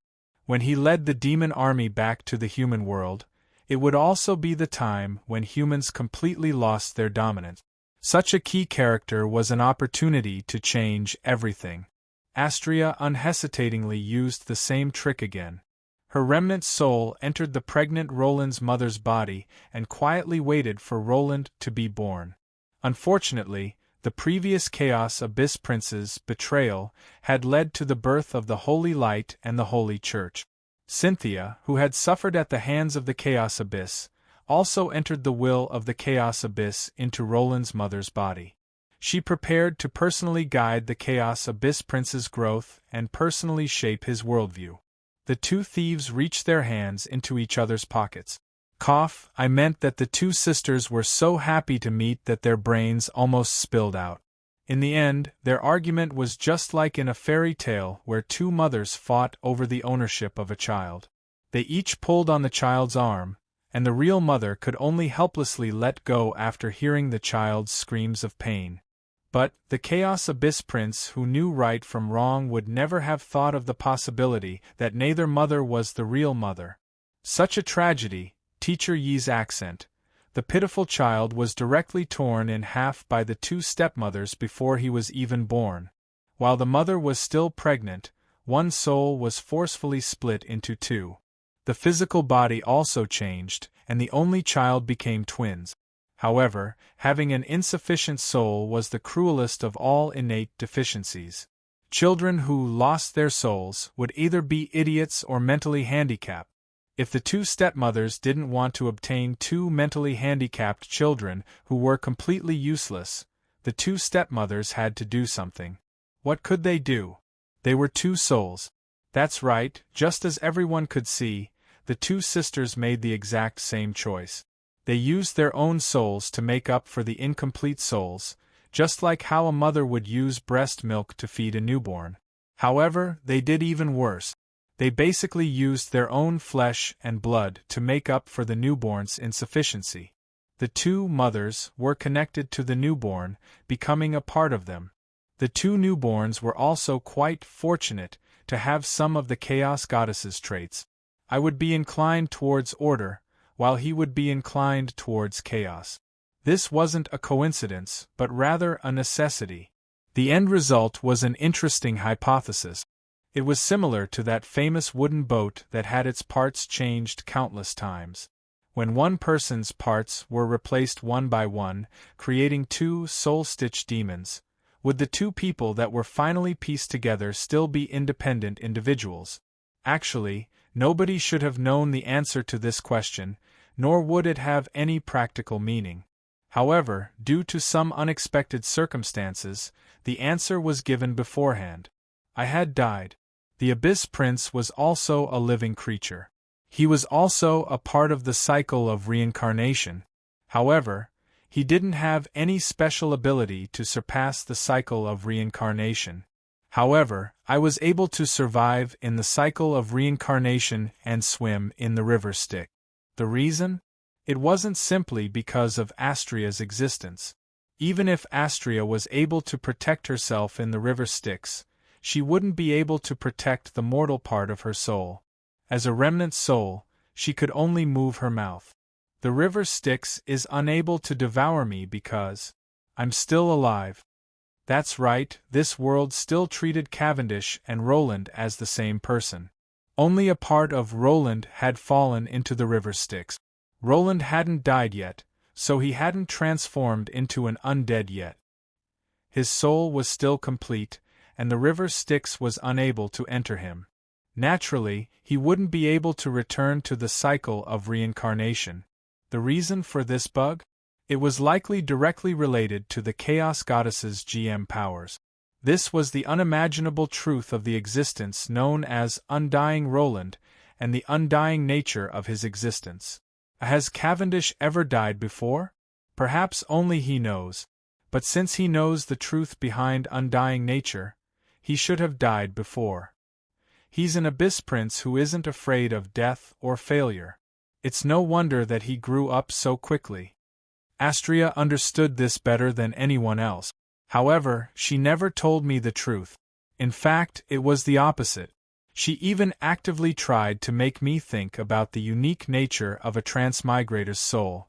Actually, if I thought about it more carefully, wouldn't transmigrators still have to go to hell if they stayed in their own world?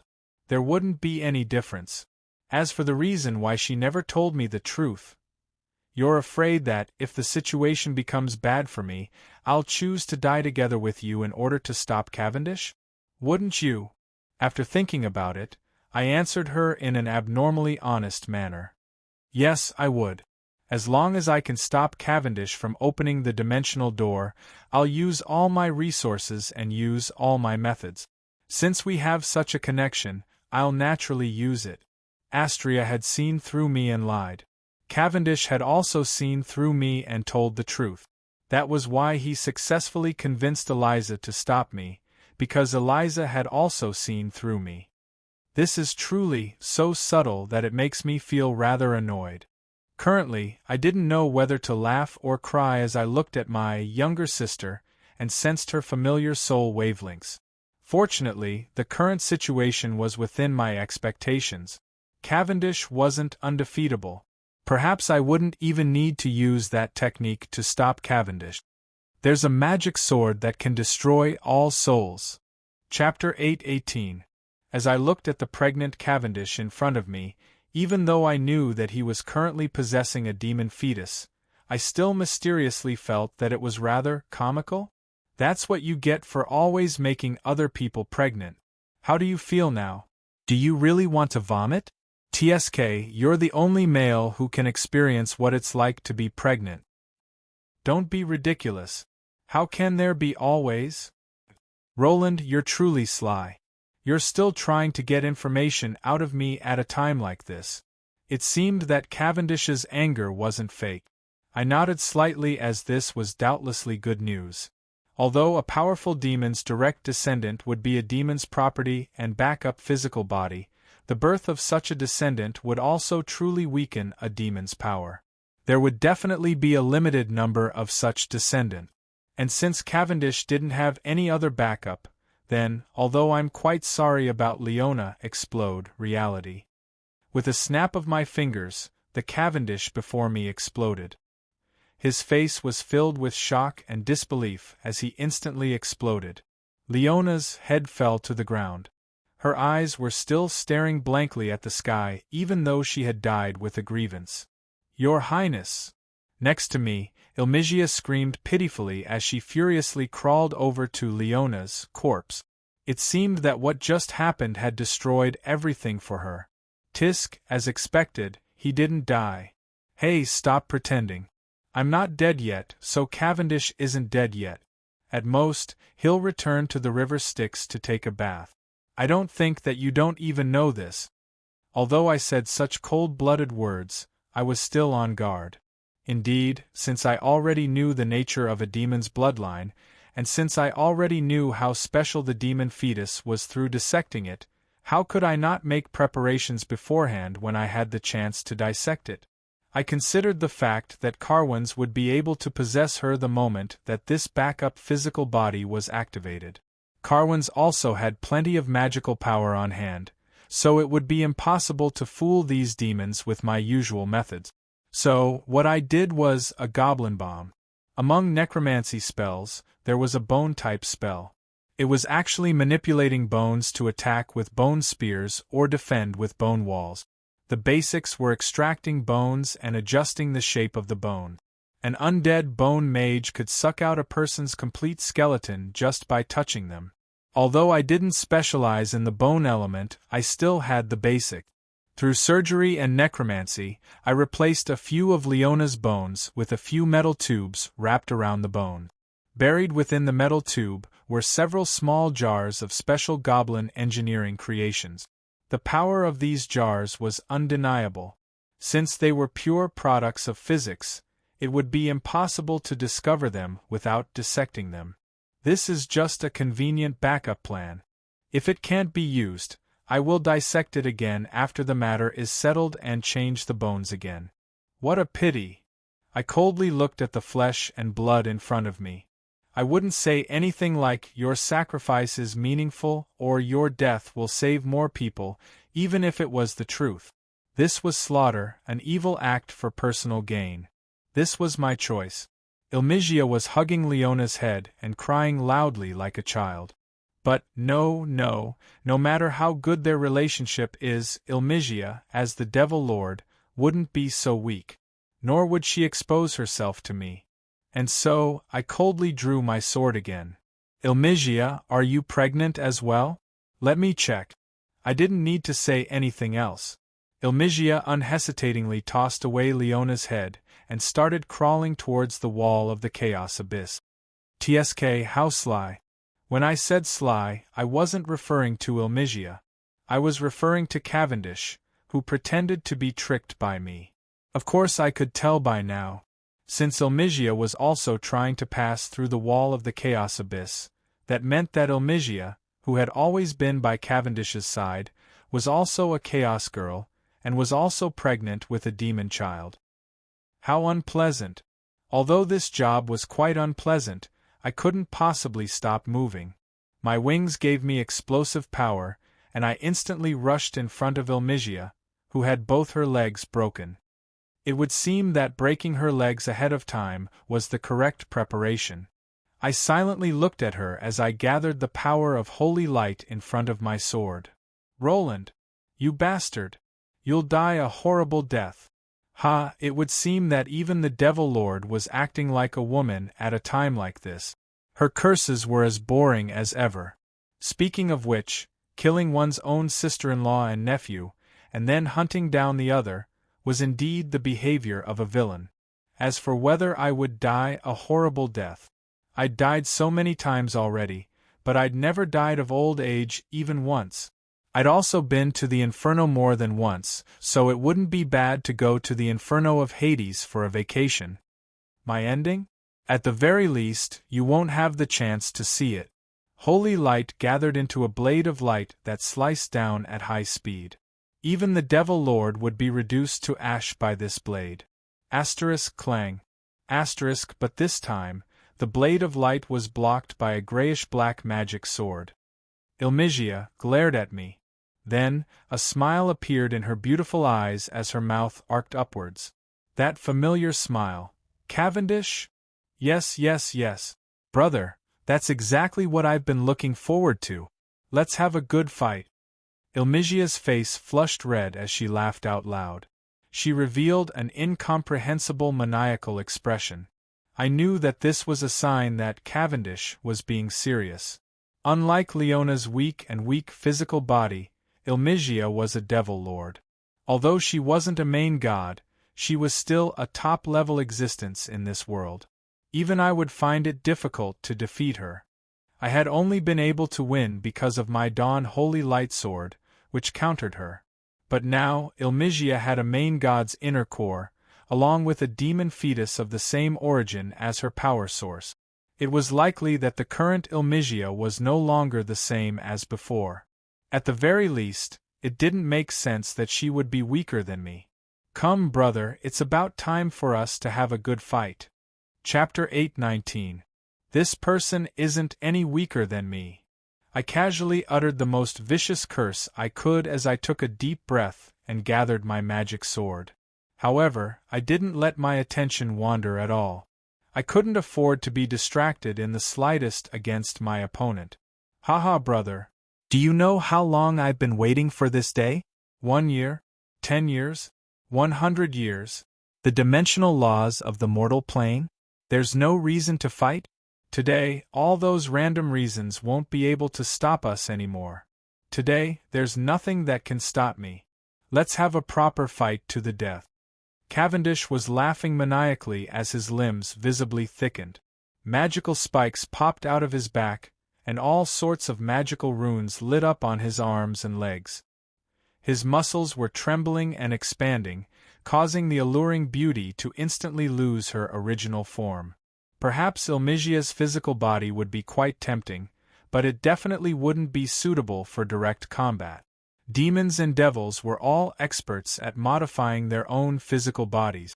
I didn't know if the transformation before me was Ilmigia's combat form or if Cavendish was doing this on his own, but judging from his outer appearance, it was quite frightening that he could instantly grow more than 4 meters in size. He had a single wing, a long tail, sharp claws, and thick scales. This was the standard demon form. Hey, don't you know that evil bosses who transform usually die very quickly? Also, you only call me Big Brother when you want to kill me? Although I was saying such nonsense, I was still on guard against any changes in Ilmigia. In combat, the larger the size, the greater the strength. This would be an obvious advantage. It might seem cool to have a small body with great strength, but that was usually just an illusion caused by the huge difference in strength between the two sides. Only bulging muscles and a sturdy body would have greater explosive power. Speed and strength were often twins, but you're too weak. I gathered a glorious holy light sword in my hand and viciously slashed down. Not only was there a sword light that could sweep away everything, there was also a pillar of light that was as fierce as a dragon's breath. Yep, he was too weak. I had already fought against Sophocles before, so I could easily crush a demon lord of his level. Clang. The sword light was blocked by the increasingly pitch-black demon sword. Cavendish revealed a smile, but in the next instant, the smile disappeared. Ilmigia's pitch-black magic sword was instantly reduced to dust by the sudden explosion of Dawn's holy sword. Ilmigia's existence was currently vanishing. Her magic sword was also rapidly weakening, and she no longer had the confidence to directly clash against Dawn's holy sword. No matter how strong a warrior was, there would always be a moment of confusion and weakness the moment they lost their weapons. How could I possibly miss such a good opportunity? Cavendish, have a good sleep. The holy sword in his left arm flashed, but the true killing blow was in his right hand. 4 balls of light intertwined in his palm. The silver ball was law, the gold ball was holy light, the black ball was death, and the white ball was ice. Golden light wrapped around his index finger, black light on his middle finger, white light on his ring finger, and silver light on his little finger. With a flick of his fingers, 4 colored mageweds were drawn in the air. In the blink of an eye, all 37 mageweds had been drawn. Then, they turned into a palm blade and cut into Cavendish's abdomen. Seal of 4 elements. Was he trying to act cool by holding back his ultimate attack? Only an idiot would do such a thing. The ultimate attack that would decide the victor should have been used from the very beginning. Success. I could sense that my arm had already touched Ilmigia's soul. The spell model that I had prepared beforehand had been activated, and the seal of 4 elements was now a success. The demon fetus in Cavendish's abdomen was his true body. The elemental powers surrounding it were already intertwining. The ultimate sealing spell was currently restraining Ilmigia's struggling soul. However, the next instant, Cavendish's smile caused me to feel a chill down my spine as I saw it. My instincts for danger caused me to unhesitatingly pull out my hand blade and retreat. Boom. As expected, the next instant, a pitch-black scythe sliced down, slicing apart the entire area. The wind blades caused by the scythe cut my face. If it wasn't for the fact that I retreated in time, I probably would have been turned into minced meat. How can he still attack when his soul is sealed? I didn't even need to think about it. My physical body, which was becoming more and more Cavendish, explained everything. Oh my, poor Ilmigia. She's so unlucky. I'm going to take good care of her after I undo the seal. As expected, I had just sealed Ilmigia's soul. The reason why she was in that position was doubtlessly because Cavendish had changed the structure of his physical body and switched places with her, using her as a meat shield. I clenched my hand and stored the Devil Lord's black statue in my dimensional storage bag. I now had one less spellcasting material to use, and also used up a lot of mana. For some reason, I felt rather displeased as I looked at Cavendish's calm expression. Cavendish, you're using your own woman as a meat shield? How far have you fallen? Previously, no matter how much I interrogated her, she insisted on not telling me where Cavendish was. Although we were on different sides, I was still rather moved by her feelings for me. Fallen? Your own woman? What if I told you that we're simply superior and subordinate, that I've never touched her before, and that even my demon fetus was forcefully transplanted into her using a special method? Would you believe me? What if I told you that she was the one who suggested changing my soul's coordinates? Would you believe me? Would I believe you? You're someone who's been harming noble ladies since the age of 12. You think you should be a vegetarian? You relied on your personal charisma to conquer the famous Charm King? Like hell I'd believe you. Your soul is almost burning up. Is this the FFF group's flames that you were talking about? Cavendish chuckled and didn't explain further. Even though this sounded ridiculous, I instinctively knew that it was true. However, I found it even more difficult to understand.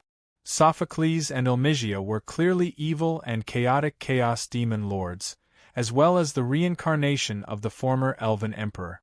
They were incredibly wise and noble. Just how capable was this little bastard Cavendish to make them sacrifice themselves for him? That's because I can give them hope. Cavendish seemed to see through my thoughts as he proudly said such a thing. I took a deep breath. The powerful feeling of emptiness from casting a forbidden spell earlier was gradually being replenished by my mana. It would take around 3 to 5 minutes before I could cast another elemental seal. Cavendish was currently trying to gain more control over this physical body. Since both of us needed more time, I might as well stall for time. Hope? It's destruction, right? Do you know what will happen in the outside world? Do you know what opening the dimensional door represents? Your wooden brain probably hasn't even thought about it before. Yes, I just want to leave this boring world and have some fun. As for what will happen to this world, that's none of my business. What's the point of thinking about all this? I had originally thought that Cavendish would try to defend himself, but he directly nodded and admitted to it. His overly calm attitude made me even angrier. Such a person actually had people following him? There were actually people giving him their trust and everything? How foolish, how selfish. I didn't think about it that much, but they indeed considered it. Yep, they repeatedly considered it. Cavendish's next words seemed to contain some sincerity, which was rare for him, as if he had been holding it in for a long time. They probably felt that rather than continuously fighting against each other in the eternal holy war, it would be better to open up the dimensional walls and allow the entire mortal plane to evolve or be destroyed. That's not necessary. I became even angrier. What was this supposed to mean? Dawn was clearly right before us. The goddesses of order and chaos were clearly unable to awaken. As magical engineering technology improved and wars decreased, the future would only get better and better. Yet you bastards actually wanted to gamble the entire mortal plane's fate at such a time? How selfish and willful is this? It's completely incomprehensible. It's necessary. Cavendish's tone was quite calm, abnormally calm. It was as if he was stating common knowledge, such as rain will fall or fish can swim. Do you have a place for demons and devils in your blueprint for a beautiful future? Do you have a place for chaos evil gods? Do you have a place for chaos lords? Do you have a place for chaos lords? Of course I fell silent. How could I possibly consider the demon's position? This was impossible from the very start. Weren't those evil chaos devils that loved to kill and slaughter constantly fighting in the chaos abyss for the past millennia? Have the demons do construction? Coexist peacefully with other species? What a joke. This was fundamentally impossible. I didn't know much about the immemorial demons, but the current residents of the lower planes were natural-born slaughterers and devourers. Only by killing and devouring would they evolve. Fighting and killing were their lifelines. Souls were their food. Was it even possible to make vicious beasts become vegetarians? Besides, can you guarantee that after the holy war ends and the ruler of the mortal plane becomes powerful enough, they won't try to conquer all the other planes and eradicate the evil chaos abyss from the lower planes? I couldn't. Lies would be meaningless. If the mortal plane truly became powerful enough, it would definitely be able to completely eradicate the chaos abyss. Magical engineering technology's advancement would definitely decrease the difference in talent between species. The greatest beneficiaries would obviously be humans, who had their own culture and social structure. The greatest victims would probably be the demons, who relied on their natural talents to survive.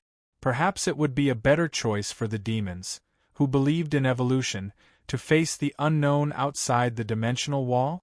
The tall Abyss Prince was almost done with his final transformation. He shrugged with an expression of indifference. See, you've forgotten about us from the very start. They chose me. Perhaps even evil people need their own savior. Myself? It's fine as long as I'm having fun. But, brother... Cavendish revealed a proud smile as he glanced at the demon corpses.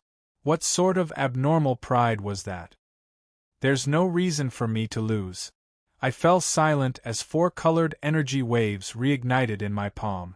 The next instant, everything was reignited as we continued fighting. Right. Roland, that's exactly what I want. We're the only ones who've learned in the past 300 years. In this world, what can powerless words change? Only the strongest after fighting is the true existence. Shut up, idiot. Chapter 8:20. Were the victors the righteous ones? No, that was because only the victors would be able to survive, and only then would they have the chance to speak of their own righteousness. Were the victors the righteous ones? No, there was no such thing as absolute right or justice in this world. Words and actions that sounded absolutely correct, even if they represented the interests of the great majority, would always be hurt because of them. Strict laws protected ordinary people's daily lives, but criminals who were stripped of their freedom and lives were likely to be eliminated by this order. Was what people saw as good really good? If those ancient heroes were placed in the modern world's standards, which one of them wasn't a murderer? They should have long since been punished by the law.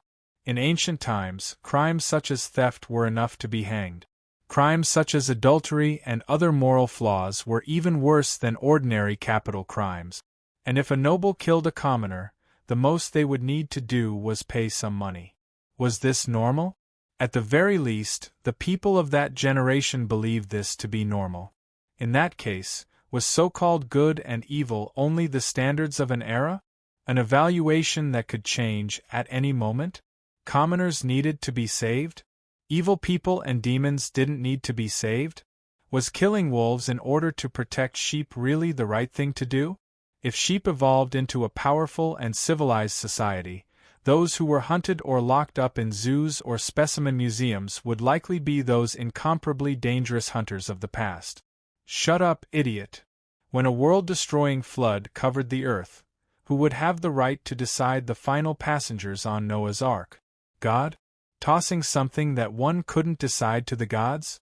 How sly. No, it was arrogance. Who gave you the right to define good and evil?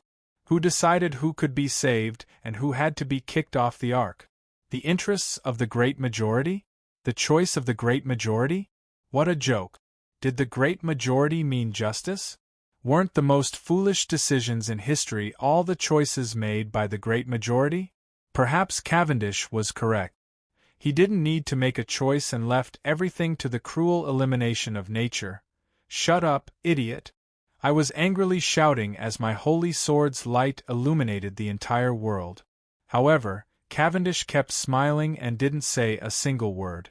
I knew that he was trying to use words to mess with my heart. But at this moment I was incredibly envious of his personality.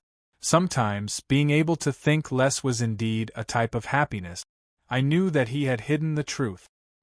He hadn't mentioned it during the negotiation, but he had chosen to tell me now to shake my resolve. But he definitely knows that my mind isn't that weak. Then, there was only one explanation. This guy was just trying to disgust me. Holy light, judge this evil. Even though anger was burning in his chest, the tip of his sword did not tremble in the slightest. Facing the towering giant, he gauged the distance with his eyes, leaped, spread his wings, and stopped in midair for an instant, dodging the giant's slash. He was close enough. Evil shattering slash. The golden brilliance was the blade itself, but the true trump card was the sudden growth of the light blade. But the tip of the sword was predicted in advance, and the killer move was easily dodged by him, only scratching his cheek. As expected, my battle with Sophocles had revealed far too much information about me. Come, here. You holy knight always like to talk about judgment, justice, and other such nonsense. What's the point of thinking so much? At any rate, the one who survives to the end is the one who's right. While pointing at his own head, he laughed loudly as he said such hateful words. He clearly knew that I hated this world's unspoken rule of survival of the fittest, where only the strong were right. Survival of the fittest, where the victor is king. Then what's the point of having laws and morals? What's the difference between humans and beasts? If you only want to evolve your claws and teeth, wouldn't it be better for humans to revert to their ancestors and become monkeys?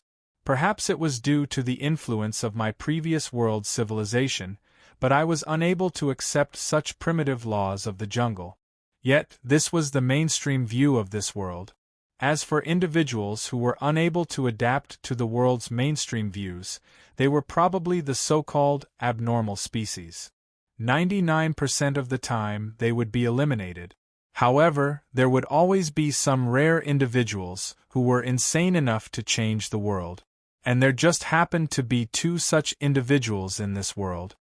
Roland, do you think that even if everything develops according to your future plans, even if your Womians truly completes the path of law, will he really be able to eliminate world wars? Don't be so naive. As long as intelligent creatures still have their own selfish desires, war will be inevitable. If you forcefully suppress it, the next war will only be even crueler. Shut up, Cavendish. I know better than anyone that it's impossible to completely eliminate war. What I hope for is for this world to be slightly better. At the very least, give the weak some space to live and the right to speak. Roland, if the weak have the right to speak, then the originally strong will naturally become the weak. Haven't you noticed yet? Your law is no different from the demons. You're using your fists to convince your opponents. To tell you the truth, you're even worse than the demons. You're forcing wolves to eat grass and sheep to eat meat. At the very least, demons won't force other species to follow their own rules and decide their lifestyles. Our swords clashed, but the battle of words never stopped. Both of us clearly knew that only the victor of this battle would have the right to speak. Both of us clearly knew that our opponents wouldn't be moved by word. Both of us clearly knew that words wouldn't be of any use. Both of us clearly knew that neither of us were wrong. Both of us clearly knew that there were some things that didn't have an answer from the very start. Yet, we were unable to stop. Blood splattered everywhere, and the smell of holy light burning flesh followed. Sword wounds kept increasing on both of us. Until we used even more of our trump cards, we were still able to maintain a subtle stalemate. However, I had already achieved my goal. I had finally prepared all the prerequisites for that troublesome ace weapon of mine. Condition number 1. The person involved must have caused actual harm. Cavendish's sword was blocked yet again. However, his sword energy instantly caused my right arm to become a bloody mess. I chanted in praise of holy light, and the next instant, my entire arm returned to normal. In this battle of attrition, the demon's recovery abilities were obviously superior. However, my holy light also had healing effects, so I wasn't afraid of either of us. Cavendish, you bastard. Have you never considered how many people will die if you open the door to the holy light? Does this have anything to do with me? Isn't it only right for the weak to die? At this moment, Cavendish's smile was abnormally infuriating. The second condition was that the perpetrator made a verbal statement about the injury, explaining the crime and motive of the injury. Achieved. I fell silent as I looked towards Didina. She was currently unable to move due to her broken legs. She was the only survivor in this dimension. Condition 3, Condition 4, eyewitness and neutral spectator jurors, met. All conditions have been met. Let's begin the trial. Law Sword, Vengeance. Chapter 821. The Essence of Law? It's nothing more than a tool for class rule. It's the embodiment of the will of the ruling class. It's a method for the rulers to regulate all sorts of social behaviors. In a certain country in a certain world, any law scholar would learn about the essence of law when they first started studying jurisprudence.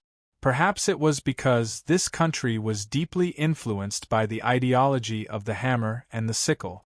Their definition of the essence of law was filled with class warfare. Law is the tool of the ruling class. In that country, this was the public opinion, the orthodoxy, the final conclusion. In fact, most law scholars and professionals viewed this as the truth. But this wasn't everything. At the very least, I didn't believe that this was everything. Obviously, this type of conclusion would only become reality after countries and social classes appeared. But if society's structure wasn't complete, such as a primitive society without written or systematic laws, then wouldn't the most basic social principles be considered law? And in this world where so many species coexisted, the concepts of law from the old generation were constantly being challenged. For example, the silver dwarves strangely achieved equality for all species. They had no officials or tribe leaders, but even stranger was that they abnormally strictly obeyed the tribe's rules. In that case, since there wasn't even a ruling class, the classical concept of law based on class was nothing more than a joke. For example, the ant tribe, which was a minority species, all of them lived for the ant queen and served the ant queen. However, the ant tribe actually didn't have any sense of self. They successfully combined all of their wills into a single entity. Since there was only one ant tribe member, it was difficult to say who ruled who. It was also quite common for the ant queen to be sacrificed. For example, the undead tribe, which was composed entirely of dead people, or the dragons, which had an even stranger social structure, such situations were quite common. In this world, the elves and humans had strict and careful societies, while the nobles and commoners were the minority. I couldn't even count how many societies were even stranger than the silver dwarves. Since most species hadn't even established their own countries yet, it would obviously be a joke to continue using the concept of class as the foundation of law. If such a foundational law was still used, then the evil laws are also laws. Argument from my previous world would only become more and more intense, to the point where it would become impossible to resolve.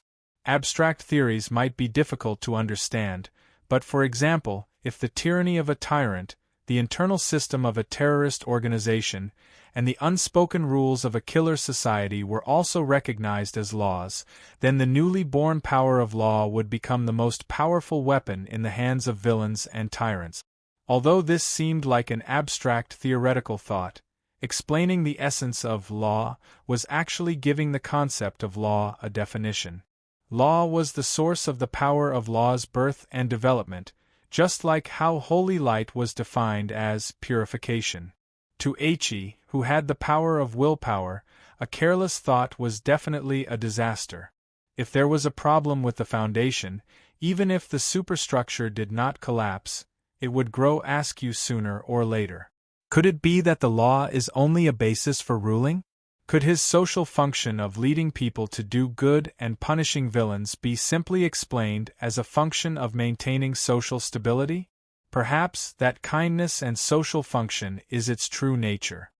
Finally, when it came to the codex of origins of this world, I gave up on the classical theoretical system that had once been the Bible. Instead, I proposed my own personal understanding of the law based on the unique characteristics of this society. He should lead people to do good. From this moment onward, the Aichi Codex was completely different from any other country's codex. Evil laws are also laws?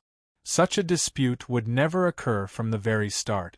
The tyrant's evil laws were excluded from the codex from the very start. He should treat every criminal equally. From that moment onward, the power of law would only act based on the criminal's crime.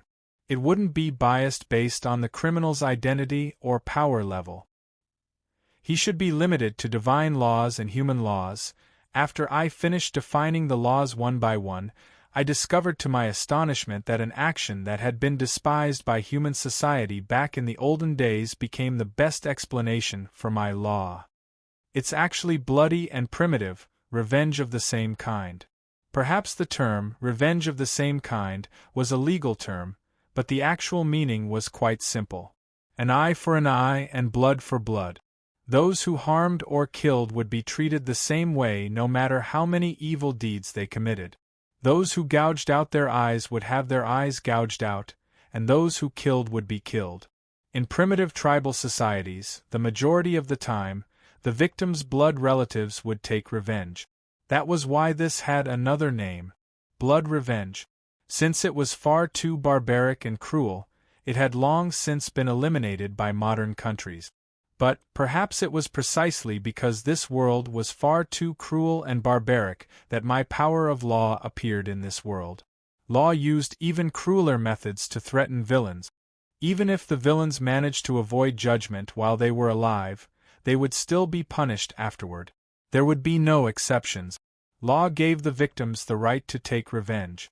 When the villain's actions were exposed to the light, when the Codex of the River Styx recorded the mortals' experiences, their heavy crimes would finally transform into a noose that would strangle them to death. Law gave the innocent and the weak a necessary sense of security. That was because the villains' severed heads were still hung high on the city walls, shocking the people who came after them. Law gave the victims the right to take revenge. They were the protectors of the weak and the weak. They were the protectors of the weak and commoners, as well as the executors of vengeance for the victims.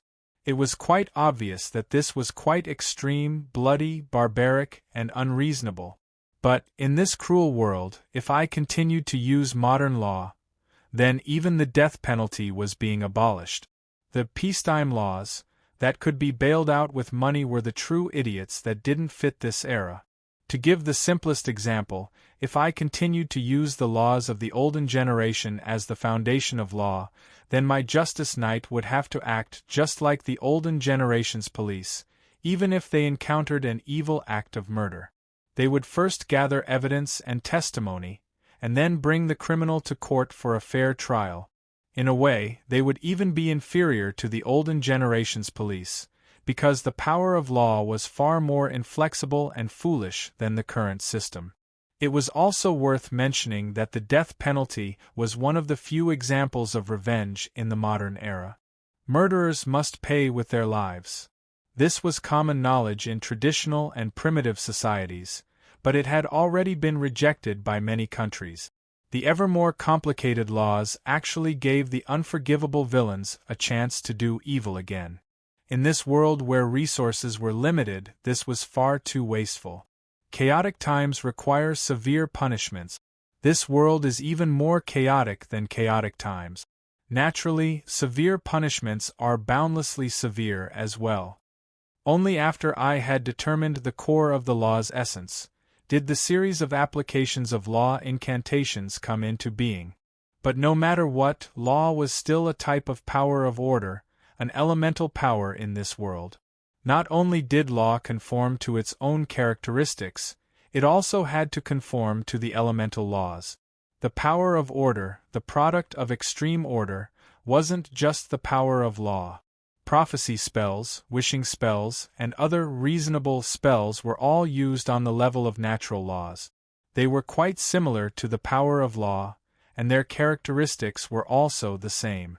The result of casting the spell would either succeed in achieving the desired result, or fail and be completely useless. That was why wishes that were difficult to fulfill would be twisted by those with good intentions or evil intentions. For overly complicated events, prophecy spells that forcefully determined the future would be impossible to fulfill. That was why even if the popes forced prophecies, they would make it sound simple. The power of law was the same. Using law incantations would result in a tug-of-war between friend and foe. If the user of the power of law won, the law incantation would succeed. But if the criminal was too powerful, the offensive spells would be weakened, and binding spells would be ineffective. In the end, it would still be a competition of elemental power. The more complicated the application, the weaker the source. The more simple and direct the application, the stronger the source, the more impossible to distort. In the end, when I decided to forge a sword, I finally achieved my goal in the most primitive and foundational way. Begin the trial. Law sword, revenge. An eye for an eye, blood for blood. A life for a life. The moment that the double-edged rune short sword appeared in midair, Cavendish's physical body directly shattered into pieces under his astonished gaze. I, who was laughing at him, also exploded into pieces. Chapter 8:22. This crimson short sword was decorated with silver runes of light. It had 2 blades, but both blades were so blunt that they couldn't be used to cut anything. In fact, they couldn't even be used as a kitchen knife. On the sword's hilt was the carving of a silver masked figure. This figure held a gavel in one hand, which represented judgment against evil. In the other hand, he held a silver scale, which represented the balance between sin and punishment. A chain hung from his waist was the original codex, which represented the origin of law. Not all of these were God Equipment's actual bodies. However, some of them were objects of dependence. Plus, since this sword was the creator of this sword, this short sword was in a way Wumian's incarnation. Judgment, vengeance. Wumian's figure faintly appeared from the sword. When this god of judgment and law appeared in the mortal plane, all sins would be judged. His expressionless silver eyes locked onto all existences before him. There was no trace of emotion in his eyes. What did it feel like to be stared at by himself? However, it definitely didn't feel good to be judged by himself. Guilty. The moment that the gavel landed on the ground, I felt a sharp pain in my chest. My heart and lungs were in great pain, and I was unable to swallow the blood in my throat. Blood was probably already coming out of my mouth. Even if I didn't look, just the pain in my limbs alone was enough for me to know that I was badly injured and that my flesh and blood were flying everywhere. The only reason why I was able to laugh out loud was because Carwin's was even more heavily injured than I was. The tall demon's left hand was already broken. His black magic sword was covered in cracks.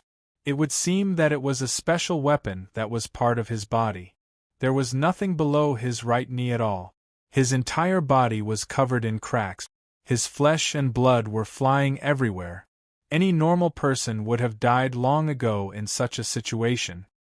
His broken body was barely able to maintain his human form. He was like a broken doll that had been forcefully glued together. If it wasn't for the fact that a Chaos main god was powerful enough, this attack would have been more than enough to kill him. However, this was only the beginning. Law Sword Vengeance slowly floated in midair. Wumian's gaze was constantly locked onto the 2 sinners. He was gradually counting our sins. His next judgment would be even more fatal. This was the first of the dual functions of the Law Sword's vengeance.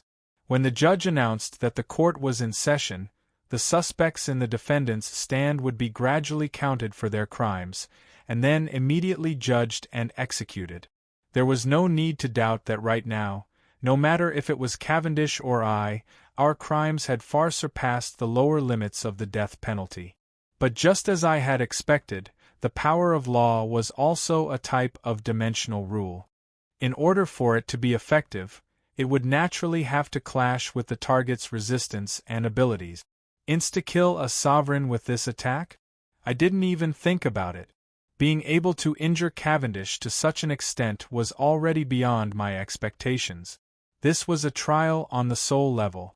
If the soul was injured, the physical body would be injured as well. At this moment, his physical body was torn to pieces, and his soul was naturally torn to pieces as well. Ha, Cavendish, it seems like your crimes are much heavier than mine. The basic rule of the power of law was that the heavier the crime, the more effective the power of law would be. From a certain standpoint, I had to thank Wumian's soul judgment when he ascended to God. The original sin of not being punished for any single crime allowed Wumians to forget about the old grudges from back when I was still Yongye. Otherwise, it would have been difficult to say whose crimes were heavier between me and Cavendish. My current crimes were basically accumulated over the past 10 or so years. A large portion of my crimes were from the massacre just now. Otherwise, my punishment wouldn't have reached the level of the death penalty. As for Cavendish, even without using the judgment spell, I could see that the sins on his soul were so red that they were almost black. If I died in front of Cavendish, this sword would naturally disappear since it was maintained by my power. That would probably make me the greatest joke of the year. It would be more appropriate to change the name of the undying to the suicidal. This is only the beginning. 1 minute passed, but the execution of the criminals on the death penalty had yet to be completed. The next round of punishment had arrived. Wumian's incarnation's eyes flashed with silver light as he brought down his gavel once again. Guilty. This time, fresh blood seeped out of his mouth once more. What made me delighted was that a large wound had appeared on Carwin's neck where blood and flesh had been splattered everywhere. Fresh blood gushed out like ink. Ha, the duration of each trial is doubled, but the damage is doubled as well. Cavendish, how many times can you last? However, what happened next was beyond my expectations. The heavily injured Cavendish fell silent for once. He suddenly waved his hand, causing numerous soul fragments to float out of the demon's corpse and be absorbed by him. Damn, a demon's soul-devouring ability. Devouring flesh and blood and souls to heal oneself was a common demon ability. Of course, I wouldn't just watch him heal himself like this. But just as I was about to approach him and kill him, I stepped on nothing. My knees were already badly mangled, and I slipped on some blood, causing me to collapse in a pool of my own blood. Cavendish instantly finished absorbing his soul, and his shattered physical body stabilized. The scene before me caused me to smile as I barely managed to raise my head. Idiot, absorbing souls is also a serious crime. Your next trial will be even more fatal. You die and I live. His short words indicated that he had seen through everything. As long as he killed me before the next trial, this myth-ranked god equipment would naturally lose its effects. No. There's an even simpler method. But right after that, he turned around and left. This actually gave me the biggest headache. An automatic magic sword was obviously unable to move. Nor did it have any ability to restrict a person's movement. As long as I walked out of its range and chose a new battlefield, it would be fine. Cavendish, who had experienced countless battles, instantly saw through the weakness of this ability. Of course, I could have added more restrictions to the user's life when I forged this sword, but the power of the natural laws would be greatly weakened. In order to obtain the powerful ability to kill a main god, this magic sword's only special ability was to reflect damage back to the user who inflicted it. Even though Cavendish had seen through this sword's weakness, how could I not be prepared? From the very start, this magic sword wasn't designed to be used by itself. Return, magic sword, Northlands. Even though we were indoors, the scenery here instantly changed. Dark clouds filled the sky, and it was snowing heavily. The accumulated snow was increasing at a visible rate. When the snow started falling, even Cavendish paused in surprise for a moment. Perhaps even he hadn't expected that he would experience the Northland's ice and snow again in this place. Meanwhile, I carefully controlled the ice and snow arena and successfully brought the dimensional altar into the battlefield as well. Perhaps the Northland's snow calamity wouldn't be particularly effective against us, but considering the Northland's history, I was quite confident in my ability to destroy buildings. Now that we were trapped in this ice and snow arena, it was possible for the magic sword's second ability to be activated. Now, let's see who can last longer. Chapter 8:23. Amidst the snowy tundra, the two brothers stared at each other as usual. That familiar cold air was unable to cool down their boiling emotions. Sword shadows and sword light seemed to cut apart time itself. For some reason, blood and flesh were flying everywhere as my consciousness sunk into my memories. Imperceptibly, I seemed to have improved even further now that I had all 4 magic swords ready. Previously, when I fought against Sophocles, I had relied on my special ability to counter the main god's power. Perhaps now, in the eyes of the world, I had also reached the level of a main god. Guilty. Womian's illusory image floated in midair.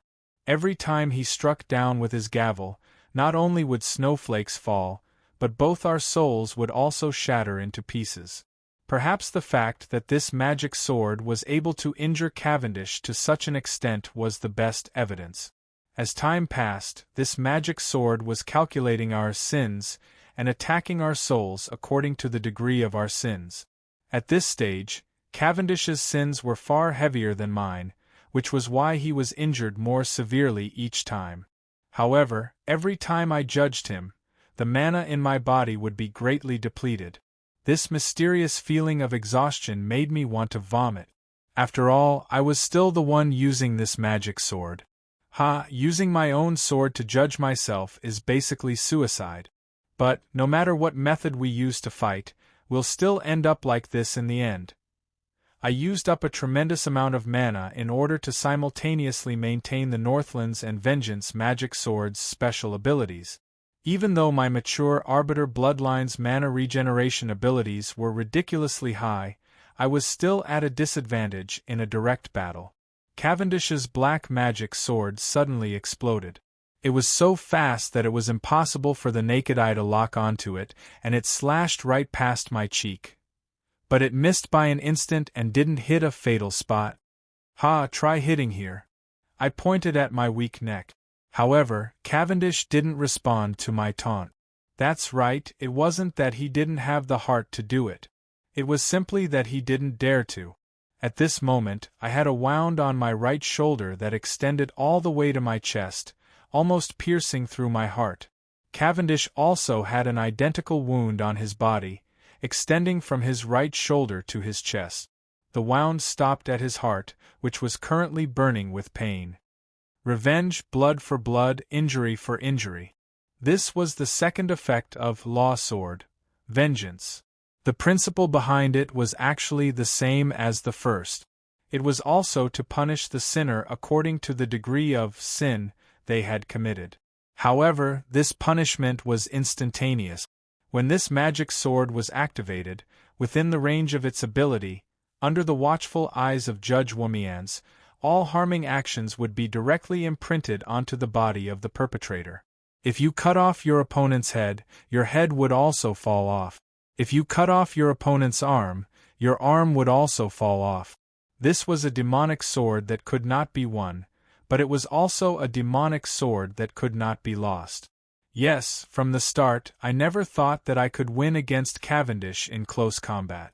I only hoped that I wouldn't lose. He's so unreasonably strong.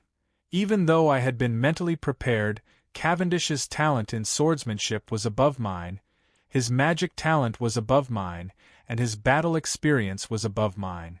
I shouldn't be able to defeat him in a hand-to-hand fight, but to actually fight to this extent, it was really infuriating. My speed, strength, and techniques were all suppressed.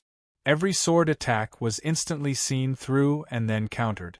No matter what kind of trap I set up, my next unrestrained attack would definitely shatter all my battle plans and thoughts. In the end, it would become a chaotic battle that relied on instinct. I would then be at a disadvantage due to my opponent's rich battle experience.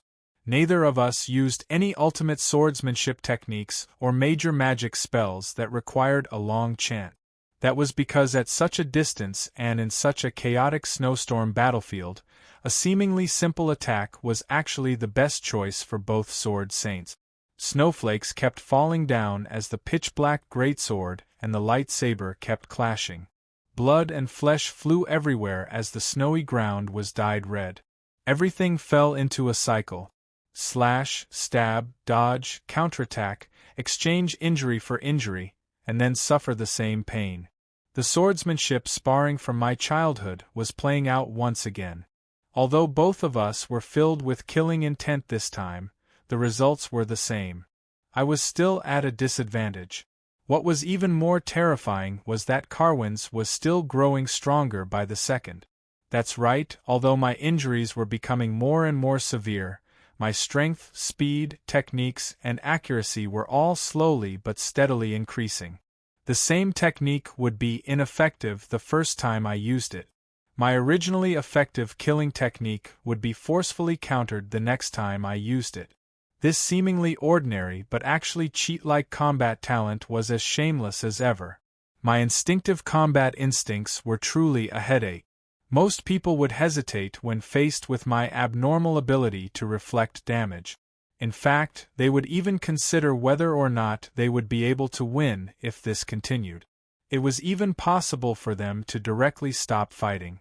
That would give me enough time to charge up power for my Dawn Holy Sword and deliver a fatal, suicidal attack. However, the moment that Cavendish discovered my damage reflection, he unhesitatingly exchanged injury for injury the moment I started charging up power and stopped me from charging up power. What was even more troublesome was that I could sense that Law Sword Vengeance's damage against him was already decreasing. He was faintly beginning to resist the power of Law. Ha, I'm already used to it. Roland, do you have any other aces up your sleeves? Cavendish casually blocked an icicle that suddenly descended from above as he smiled in a way that made me want to beat him up. I knew better than anyone that the power of Law wasn't omnipotent. It was only a lower-level concept under the power of order, an existence on the same level as holy light. Law was only a new supernatural power in this world. It was foundationally no different from magic, and could also be resisted and eliminated. However, it was rather depressing to see how quickly Cavendish had gotten used to using this trump card. Ha, who doesn't dare to brag? Fine, I'll just stand here and not move. Do you dare to cut my neck? Even if he was now resistant to the first ability of my Law Sword, Vengeance, the second ability to reflect damage instantly still made this battle an exhausting one. We both knew that it would be impossible to directly kill him. He had been constantly on guard against my swordless left hand. My Seal of the Four Elements was still the trump card that would end this battle. Meanwhile, his sword mostly targeted my ankles, arms, and other limbs. It would seem that eliminating my mobility and combat abilities was his way of winning. Suddenly, Cavendish fell silent as he directly stabbed his sword into the snow. How boring, Roland. It would seem that you never intended to win against me from the very start. No, from the very start you never thought about the possibility of killing me. I wanted to retort, but when I saw his familiar cold eyes, I didn't say anything in the end. That's right, the power of Law had transformed into a double-edged sword of revenge. Although it seemed incredibly powerful, it actually had a restrictive effect. It restricted both sides from killing each other or engaging in melee combat, and delayed the time it took for a victor to be decided. However, this didn't increase my chances of winning at all. Those who truly desired victory would invest their resources into increasing their advantage in an attempt to suppress their opponent. As for me, from the very start I had been thinking about how not to lose and how to die together with my opponent. There was nothing wrong with this strategy. Under normal circumstances, Cavendish's power level should be higher than mine, so there was nothing wrong with thinking about how not to lose first. Plus, due to the special connection between our souls, it was completely reasonable for me to think about how not to lose. Was Cavendish dissatisfied with my current situation? Did he think that I was being perfunctory? I'm seriously trying to kill you, yet you're being perfunctory. What's the meaning of this? Perhaps that was exactly what he meant. Suddenly, Cavendish chuckled evilly. It would seem that I still need to give you some motivation. Roland, do you really think that since there are 2 doors, there won't be a 3rd door? Do you really think that killing my demon fetus and mother's body will be enough to stop me? Have you forgotten about the mortal plane and the bloodline that both you and I know about? What? At this moment I thought about many things. But then Cavendish laughed loudly as he swung his sword. His magic sword gave off a dangerous aura, preventing me from saying anything else. Even though I comforted myself by telling myself that my allies in the mortal plane, the Hades, and the Holy Light faction wouldn't just watch as this situation worsened, and even though I had already prepared a backup plan for my bloodline, I was still shaken by my many emotions. The next second, I also made up my mind. I had accumulated enough ice and snow, and this was my trump card for victory. I absolutely had to end this battle as soon as possible. I took a deep breath and stabbed my ice and snow magic sword into the snowy ground, causing the snowy plains to begin boiling. Let's begin. Zero's March. Chapter 824. Perhaps using my magic sword from the Northlands was a mistake from the very start. At the very least, when I chose Cavendish as my opponent, I couldn't hope to see how effective this sword of ice and snow would be. It was unimaginable that Northlanders wouldn't be able to adapt to the snow, and professional warriors would have to fight in snowy mountains since they were young. Only newcomers from other lands would be allowed to use the excuse of being hindered by the weather as an excuse. Even though it had been many years since I returned to the Northlands to fight in the snow, I couldn't hope that Cavendish would have forgotten all about fighting in the snow and how to avoid snow disasters. After all, the deepest memories of knowledge and skills were usually from childhood. What one learned from a young age was no longer just knowledge and skills. It was also the foundational knowledge that formed a person's personality and way of thinking. Fishermen by the seaside feared the unknown ocean. Old sailors and ship captains were more or less superstitious when faced with the endless sea that was constantly changing. In the eyes of H's inland residents, Northlanders were taciturn, reckless, and disobedient. They were as sturdy as the glaciers on the tundra, and lacked even more civilization than the barbarians. Although this was a type of prejudice, in a way it was a choice for survival. As a Northlander, one would only encounter bad weather after bad weather, and the lack of resources would bring about all sorts of hardship. The incomprehensible tenacity of one's personality would become a necessary requirement for living in the Northlands. One couldn't count on the heavens to be kind, because there would always be more bad weather than good weather. One couldn't rely on luck. The fatal natural conditions would cause everything to rapidly worsen. Little beasts and saplings that were exposed to the elements wouldn't be able to survive more than a single day. Only by constantly thinking and making all preparations would one be able to have a great harvest. A single accident, a sudden snow disaster, would completely ruin one's plan. A year's worth of hard work would go to waste. Hurry up and get up. Winter was coming. If one didn't prepare enough food for the winter, they would freeze to death. The cruel Northlands wouldn't give one the time to sigh and be depressed. Was it very negative to think about the worst of everything? When most situations were worsening beyond expectations, this type of negative thinking was a normal way of thinking. Toughness, or the strength to live on regardless of how bad the situation was, might seem pessimistic and rigid in the eyes of outsiders, but it was necessary. Actually, it's all the same. Even if you leave the Northlands, isn't this damned world still cruel and realistic? If you want to live well, no amount of preparation or backup plans will be too much. Only by carefully planning and scheming will you be able to survive. Well, the world is just as unpredictable as the blizzard in the Northlands. Misfortune can descend at any moment, so I should just enjoy myself. At the very least, when I die, I'll be able to loudly announce to the world that I, Cavendish, have lived a more carefree and happy life than all of you, and I've had a lot of fun in my life. The same material, the same environment, and the same location had eventually evolved into two completely different modes of thinking and personalities. Was this a trick of fate? Or was it the choice of the two goddesses? Or was it just a pure coincidence? Roland, your ice and snow are useless against me. Stop, or you will be exhausted to death by this meaningless consumption. Cavendish's words weren't a lie. He was enjoying this battle, and didn't want to obtain an easy victory because of this reason.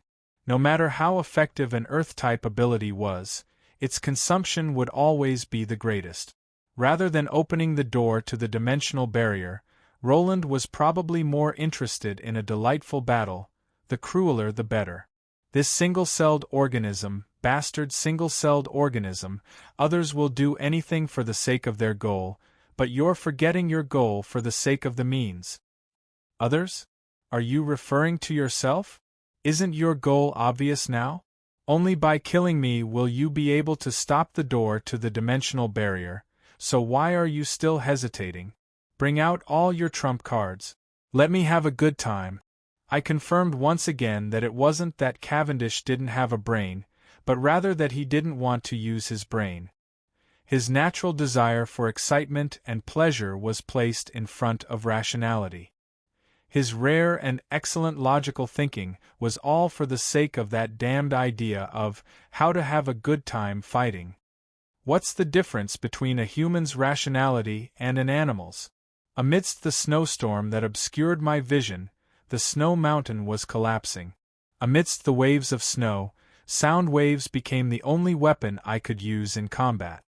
You're thinking so much about everything and living in a box. What's the difference between you and a puppet?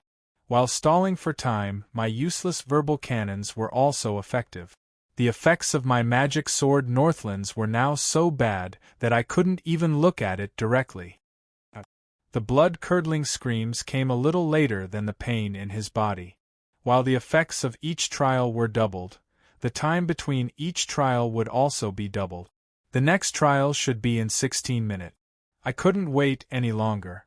I could cast holy light on myself and use my life force, while Roland could use soul devouring to recover from his injuries. This amount of time would be more than enough for us to fully recover our physical bodies. Only using magic swords to determine victory would require us to accumulate enough trials to instantly kill us. That would still take a long time. Judging from the current battle situation, Roland had relied on his intuition rather than his thinking to adapt to the ice and snow elves, as well as his health and the new curriculum changes, much better than me. He easily dodged the hailstones and dug holes to avoid the avalanches. His reactions were quite swift. If this continued, it would be a huge loss for him to use a large amount of mana to maintain this world of ice and snow. Not far away, the altar was now covered in ice and snow. It was unknown whether it was the hailstones or the avalanches, but the goddess statue on the right side of the altar had already been destroyed.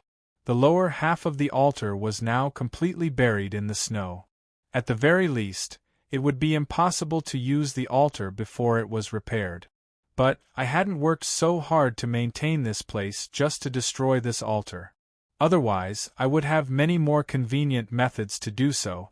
Even though I clearly noticed that my magic sword Northlands was quite ineffective against Cavendish, I still persisted in maintaining it.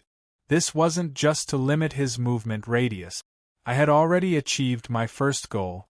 In that case, let me try out this new trump card that I had just finished developing. This time, I would truly be using the power of a creator goddess. Cavendish, didn't you want to see my abilities? This attack would probably be more than enough to crush any main god. Rise, Zero's army. As I called out in a low voice, the entire frozen land began to tremble. Countless white figures climbed out of the snow. Their bodies were made of ice and snow, but most of them were in the form of ice crystal skeletons. These existences were clearly the crystallization of ice and snow. However, they didn't have any of the sluggishness and coldness that elemental creatures had. They seemed as if they had just been born and were confused as they crawled on the ground on all fours, just like newborn babies. But soon, their appearances began to change. Skin of ice and snow began to grow on their skeletons, and their limbs began to evolve into normal standing limbs. It was as if they had completed the evolution from infants to adults, or monkeys to humans, in a short period of time. First, the physical body. In H's world, ice and snow were probably the farthest thing from life. But in the Hades plane, ice and snow were the foundation of all undead physical bodies. In H's world, ice and snow were equivalent to life. In my eyes, the Northlands wasn't a forbidden zone for life at all. And now that this magic sword was unsheathed, it meant that my personal domain of life had been opened. The ice and snow that my magic sword had spread throughout the Northlands had transformed into seeds of life. Numerous ice and snow lifeforms were being born within the seeds. But in order to accomplish this, I had to thank an undead emperor who selflessly gave me all of her research information, conservation. Back in the day, in my personal bug-like world, conservation, who possessed limitless mana, had shown me something inconceivable: magical bone transformation. Undead emperors who didn't have undead creations would be greatly weakened in power. Corpses would forever be a necessary combat resource for undead mages, until conservation's research results appeared out of nowhere. She used her mana to create bones that should have originally belonged to life. Then, she treated these materials as ordinary bones and used undead magic to control them, creating undead cannon fodder and bone giant. For conservation, perhaps this was only a simple trick to save on spellcasting materials and how to collect them. Only she, who had limitless mana, would be able to extravagantly use her mana to create artificial bones. But for me, this was a path to the heavens. The existence of Hades gave ice and snow elements the ability to transform into living elements under certain conditions. This was the theory behind it. Artificial bone transformation was a technique that used mana to create bones unique to living creatures. This was the process of transforming mana into living creatures. After I obtained the theory and technique, all I needed to do was to use my two major tools, ice magic and undead magic, to experiment and refine the technique over and over again. Only then would I be able to create a mature technique. The scene before me seemed like the lowest level of elemental creatures. But this was actually a special ability of the creator goddesses, the creation of life. And this was only the beginning. This technique was originally only theoretical research. It would be meaningless to create a bunch of babies on the battlefield. However, due to an unexpected accident, a kind-hearted person gave me a gift of friendship that made up for what I lacked the most in my technical chain. This instantly made my dragon-slaying techniques abnormally useful, no, abnormally scary. Yes, it was likely that some people had already guessed that the kind-hearted person I mentioned was none other than the Sky Tower spirit. His artificial souls and knowledge transfer technique, along with my own soul-splitting technique, finally created an actual creator goddess-level forbidden spell, Roland's Eighth Sin. Army-level forbidden spells, city-level forbidden spells, country-level forbidden spells, race-level forbidden spells, and god-level forbidden spells. Forbidden spells had simple divisions based on their destructive power and range. If I had to give this forbidden spell a rank, perhaps only a world-level forbidden spell would be more suitable. Originally, this forbidden spell's intended enemy was multiple main gods and endless chaos abyss armies. Cavendish, it was only natural that you would die to this forbidden spell. Forbidden spell, Roland's Eighth Sin. The first part, Zero's March, has ended. The second part, the Forbidden Fruit of Artificial Souls, activate. Chapter 825. The Haletum generation could be said to be the standard of civilization in the world of Achi. If it wasn't for the fact that they had gone too far into the forbidden domain and were destroyed by the gods of the time, the elves, beastmen, and future humans wouldn't have been able to survive. The Haletum generation was the three greatest creations of the Haletum generation that they were proud of. They were also the foundational reason for their destruction. The most foundational and core of these three creations was the artificial soul. Creating a soul from scratch wasn't only a creator-goddess level of power, it even surpassed the limits of the order and chaos goddesses. Perhaps only Achi had such a power. The second part of the forbidden spell, the forbidden fruit of creating artificial souls. A pitch-black short sword traversed the distance of space and time as it responded to its master's summons. The moment that this short sword that had absorbed countless souls appeared here, the surrounding snow was instantly tainted black by the undead. 7 sins of the demonic sword. It had just harvested countless lives on the battlefield. Right now, its existence here was like the gates of hell had been opened and countless souls were pouring out. Seeking for endless knowledge and truth and mastering the god's secrets is a taboo even for intelligent creatures to play with fire, even though it's an instinctive desire for knowledge. When humans finally believe that they've surpassed the limits of the creator goddesses, they will naturally try to obtain the creator goddess authority, and in Achi, this is the equivalent of suicide. My understanding of human nature had long since become a philosophical one. Everyone had their own way of thinking, and there was no right or wrong to begin with. I had always believed that the 7 sins, which were originally viewed as the source of all human evil, were also, in a way, the driving force behind the progress of all living creatures and even society. This 8th sin was the same. Since it involved the source of the soul, the Haletum generation was in danger of the river Styx's cycle of reincarnation. However, the Haletum generation's research results were left behind in this world. Spell model complete. Artificial soul template complete. Although the Haletum generation's technology was amazing and could create artificial souls from living creatures, I had to say that while they were quite good in terms of theory and technology, they were incredibly weak in terms of application. Creating an artificial soul with a certain amount of knowledge and self-awareness just to be used as a labor and computing machine was an incredibly foolish waste of resources. As for me, I immediately discovered the frightening combat potential of transforming magic into living beings and creating artificial souls when I got my hands on these two major technologies. Isn't this a magical version of a clone army? From a certain point of view, when magic and science reach the extreme, they would actually involve the essence of life and the soul. It could be said that they reach the same goal through different means. Because of the overwhelming advantage of the magic civilization in soul studies, such replicas were essentially more similar to the originals. Achi, all power originates from the soul.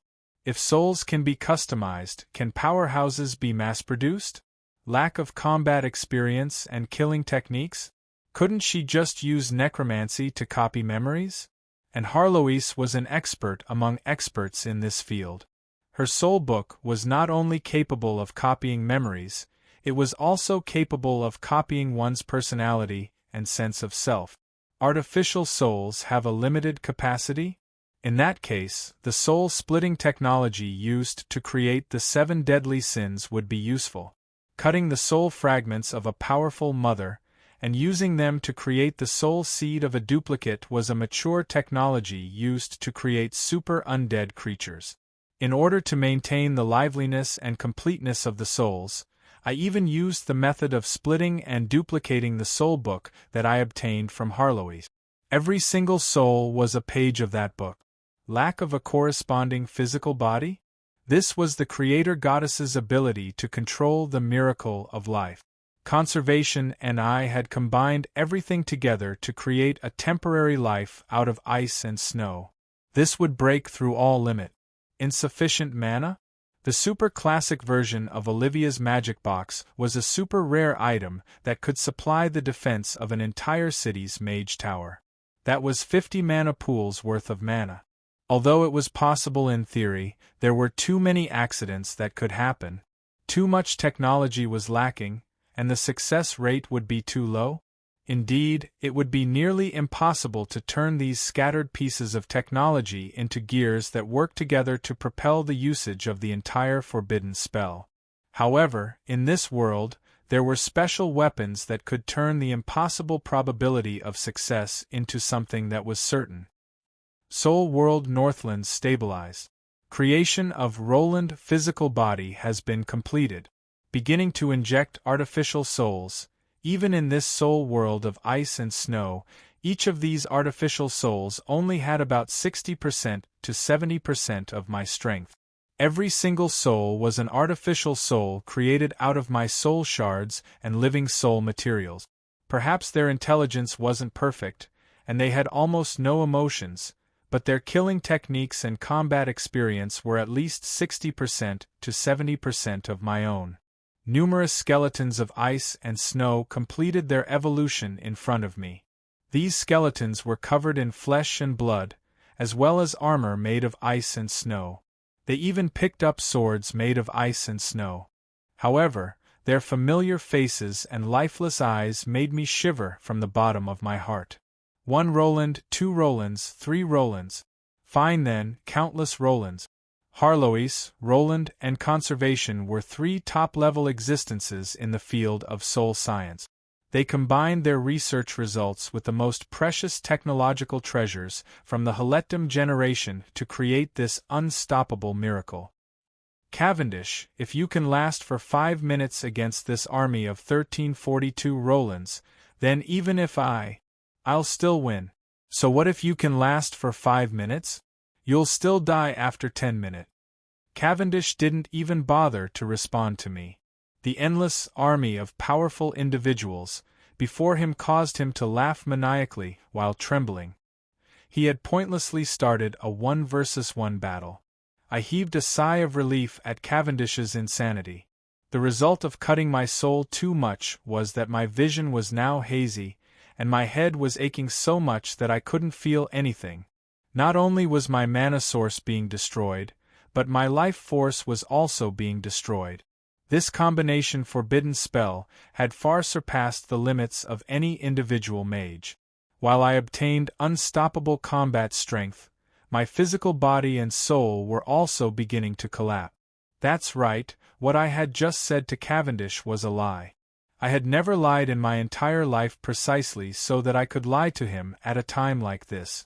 As expected, Cavendish had fallen for my trap. If he tried to stall for time and run away, I would definitely be the one who couldn't take it anymore. And since I said that, he definitely wouldn't run away. How long could I last? The next second? The next minute? The next judgment? How long could he last? No matter what trump card he had, I felt that it wouldn't be any better than this. Would he die first, or would I kill myself first? This was truly interesting. Chapter 8:26. What was slaughter? It was probably an operation with the goal of ending the opponent's life. The ones in front of me are probably the purest killing machines in the world.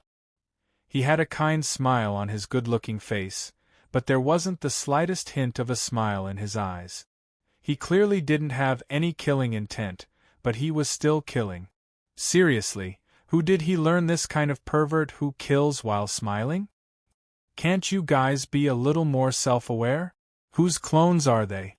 Who's the one who laughs the more dangerous the situation is? Cavendish. Keep pretending. Perhaps he knew that he didn't have many chances left, so he chatted casually with the goddess who foolishly messed everything up. It was surprisingly a precious moment. Battlefield? It was very smooth, so smooth that there was no need to pay too much attention to it. The current Cavendish was like a giant beast that was being hunted. Even though he was still arrogant, angry, and had a threatening aura, his body was now covered in ice spears and swords. Just the amount of blood he lost would be enough for him to die. This group of smiling Roland didn't have any pity or anger. In fact, they didn't even have any hostility. However, every attack they made was extremely dangerous. Turning into a dragon, using the profound killing move, exchanging wound for wound. Even if he had to pay with his life, it would be worth it as long as there was a scar that could not heal. Even as the creator, I couldn't imagine how dangerous it would be when I risked my life. The desperate Cavendish was incredibly strong, to the point of despair. I discovered to my astonishment that Cavendish's individual power level was even slightly above Sophocles'. However, in front of 1,342 Rolands, even if Rolands only had less than half of their strength, Cavendish's strength was still meaningless. Just like the sword saints of the samurai era, when faced with a torrent of steel beasts, what they encountered was not an opponent that they could face head-on, but a crushing difference in power level. What was even more unfair to Cavendish was that once he attacked Roland, the reflected damage would be fatal, while Roland would die without hesitation. When the difference in individual strength wasn't pulled apart, when Cavendish's hands and feet were tied up, the side with more people naturally won. Oh, Roland! You dare! I don't dare! I could even guess what this single-celled creature was shouting at me. It would be nothing more than some nonsense like, fight me head-on. Would verbal taunts even mean anything to me? Not only that, right now, I probably only had the strength to watch. Perhaps even watch would be difficult for me. My vision was now hazy. I could only sense of my life to understand what was happening. It was as if my physical body and soul were collapsing. My sense of hearing had lost as well. Roland! It seemed like Carwin's had gone berserk. His aura suddenly rose by quite a bit. The entire world had been set ablaze, and the domain of chaos was attempting to destroy space itself. As long as I could escape from this place, I wouldn't have the strength to set up another one. Roland was to of Roland of me. Roland roof of. Although I could no longer see clearly, I could sense that Carwin's was gradually weakening. His life force was like a flickering flame that could be extinguished at any moment. How pitiful! The foolish goddess sent me a scene. My arrogant younger brother was currently being pierced by a forest of ice spears. The Roland was finishing their final harvest. Roland's screams echoed in my ears. The demon god's blood kept dripping onto the snow. The demon prince's soulfire was on the verge of being extinguished. Why do I have to risk my life every time? My past memories flashed in my mind like a movie. How many times had I experienced these flashbacks already? Couldn't my opponent be slightly weaker? My physical body had already lost its consciousness. Cavendish's screams continued. If this continued, I would probably die before him. Fortunately, I could sense that Wumian's shadow appeared above my head. When Wumian's gavel landed, the final trial had arrived. It's finally over. When silver flashes filled my vision, I smiled. This time, I smiled in satisfaction from the bottom of my heart. Then, all I saw was a familiar pitch-black darkness. This time, I can have a good sleep. Sleep? It's over? What kind of sweet dream are you having? A familiar angry roar echoed in my ears. Could it be that Cavendish had already broken out of my prison? I suddenly woke up, only to discover that I was no longer in the deepest part of the chaos abyss. I was in a boundless river. Countless souls were floating in that familiar grayish-black river water. The furious Roland in front of me seemed rather familiar. Cavendish? I was quite astonished, because the soul in front of me was also quite weak. I finally understood the current situation. It would seem that no matter who died first, we were all dead now. In that case, everything would be over. I smiled. At the very least, it was possible for me to reincarnate. This was far better than the worst-case scenario that I had expected. Over? Don't even think about it. Just lie here and suck on your fingers as you watch me open the door to the chaos abyss. Cavendish's words sounded rather ridiculous. What else could he possibly do in such a state?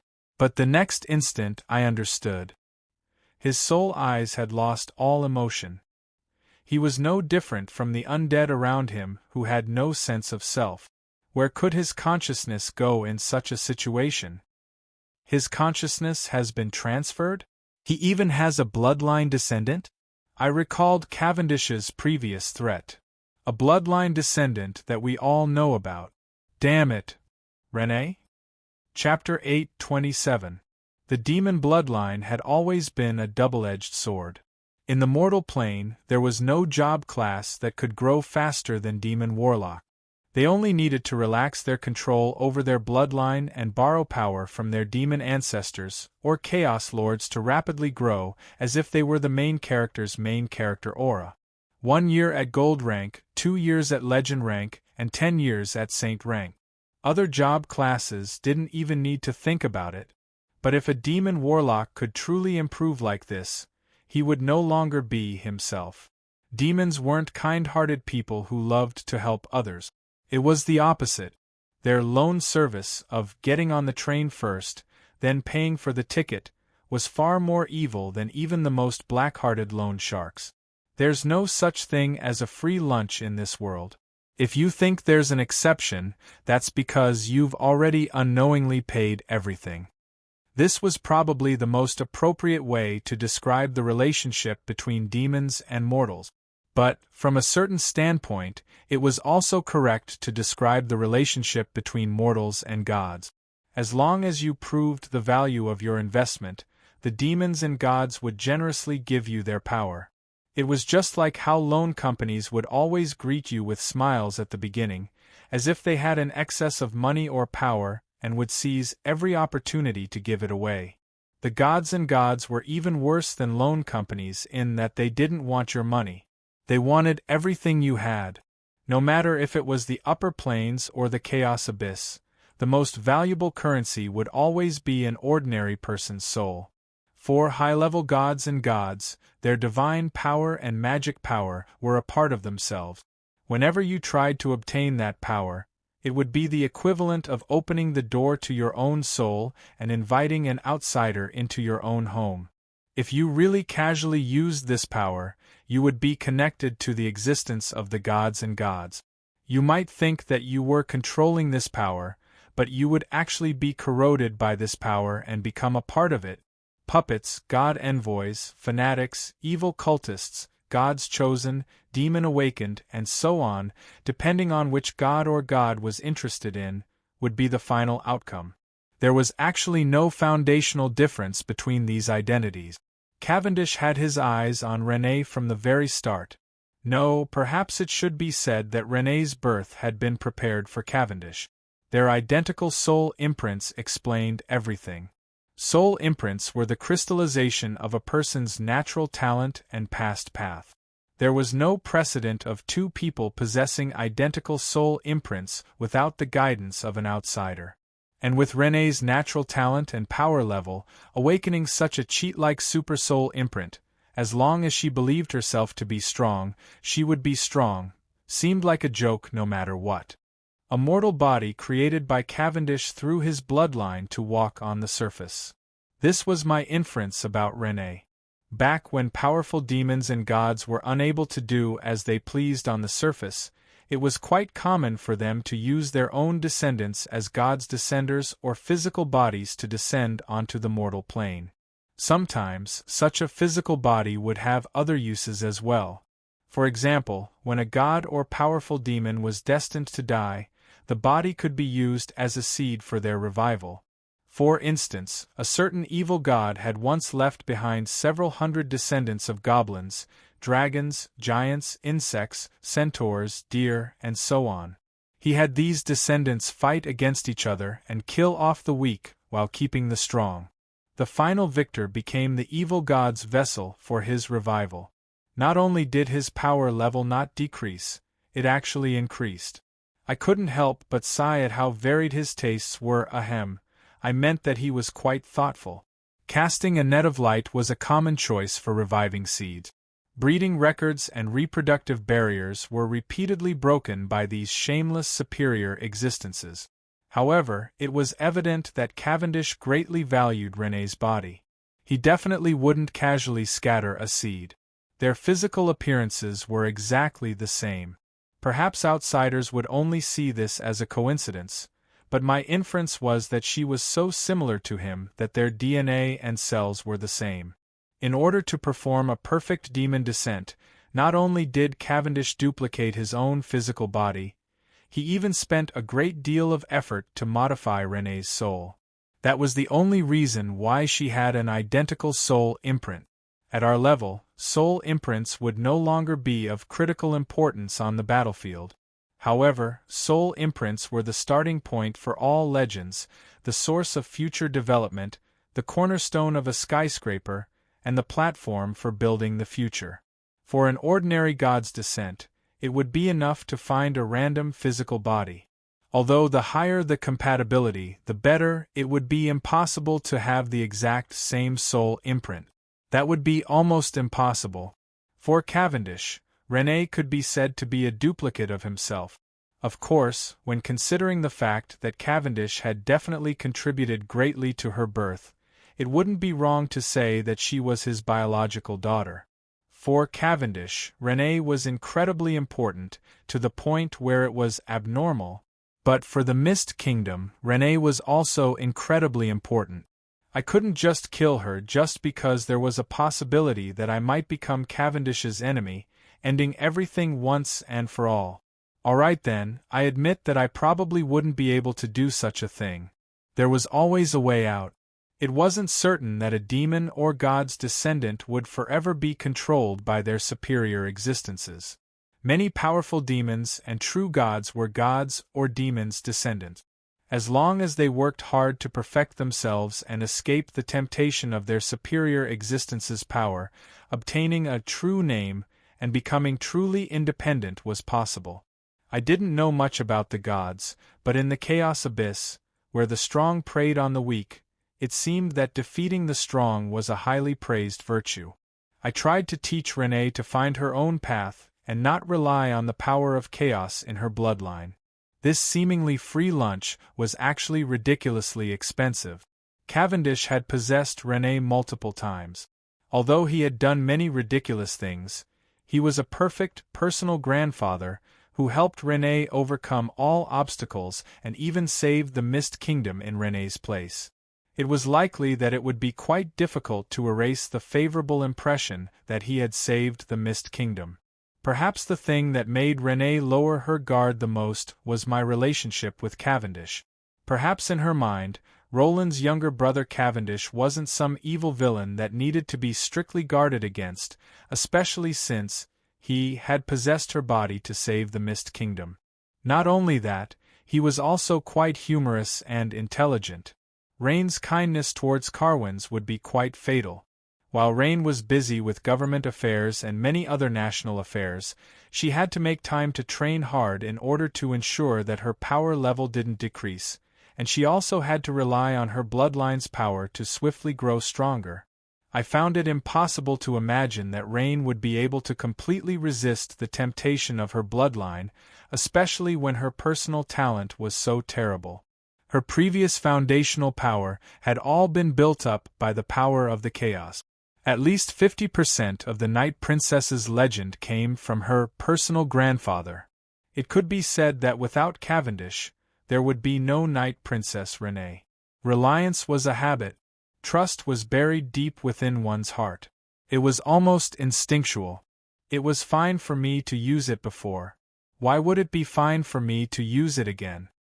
Once such an attitude was formed, it would be quite difficult for outsiders to convince her no matter how they tried to explain it to her, especially when she was still filled with trust towards Cavendish. In the end, I half forcefully changed Renee's bloodline. The one who suffered along with her was Gleena, who didn't need to do this to begin with. After all, she had been fighting against the Chaos Abyss since she was young. Her willpower to defend herself to the death was quite reassuring. Her hard work and outstanding talent allowed her to grow at a tremendous pace. Stealing the power of her bloodline to improve herself was also a shortcut. Changing my bloodline didn't mean that it was the end. At the very least, it would cut off my connection with Cavendish. My bloodline was more than enough to install an iron door between Cavendish and Renee. But if the owner of the room couldn't resist the temptation and open the door herself, then no matter how sturdy the iron door was, it would become meaningless. As a Chaos Knight, Renee was a powerful job class member who used the power of chaos, similar to a demon warlock. Unless she gave up everything and started all over again, it would be inevitable for her to have a relationship with the Chaos Abyss. I didn't know whether or not Renee had asked Cavendish to borrow her power, how much she had borrowed, and whether or not she had accidentally sold herself out. But just looking at Renee's rapid growth rate made me feel that the situation was far from good. That was why I made some additional preparations. When Renee woke up from her fatigued sleep, before she could completely adapt to the changes in her physical body, someone blocked her path. This person had a familiar face and an even stranger yet familiar dual voice. "Ha, isn't this my foolish younger brother/younger sister? Little brat/little girl, are you lost?"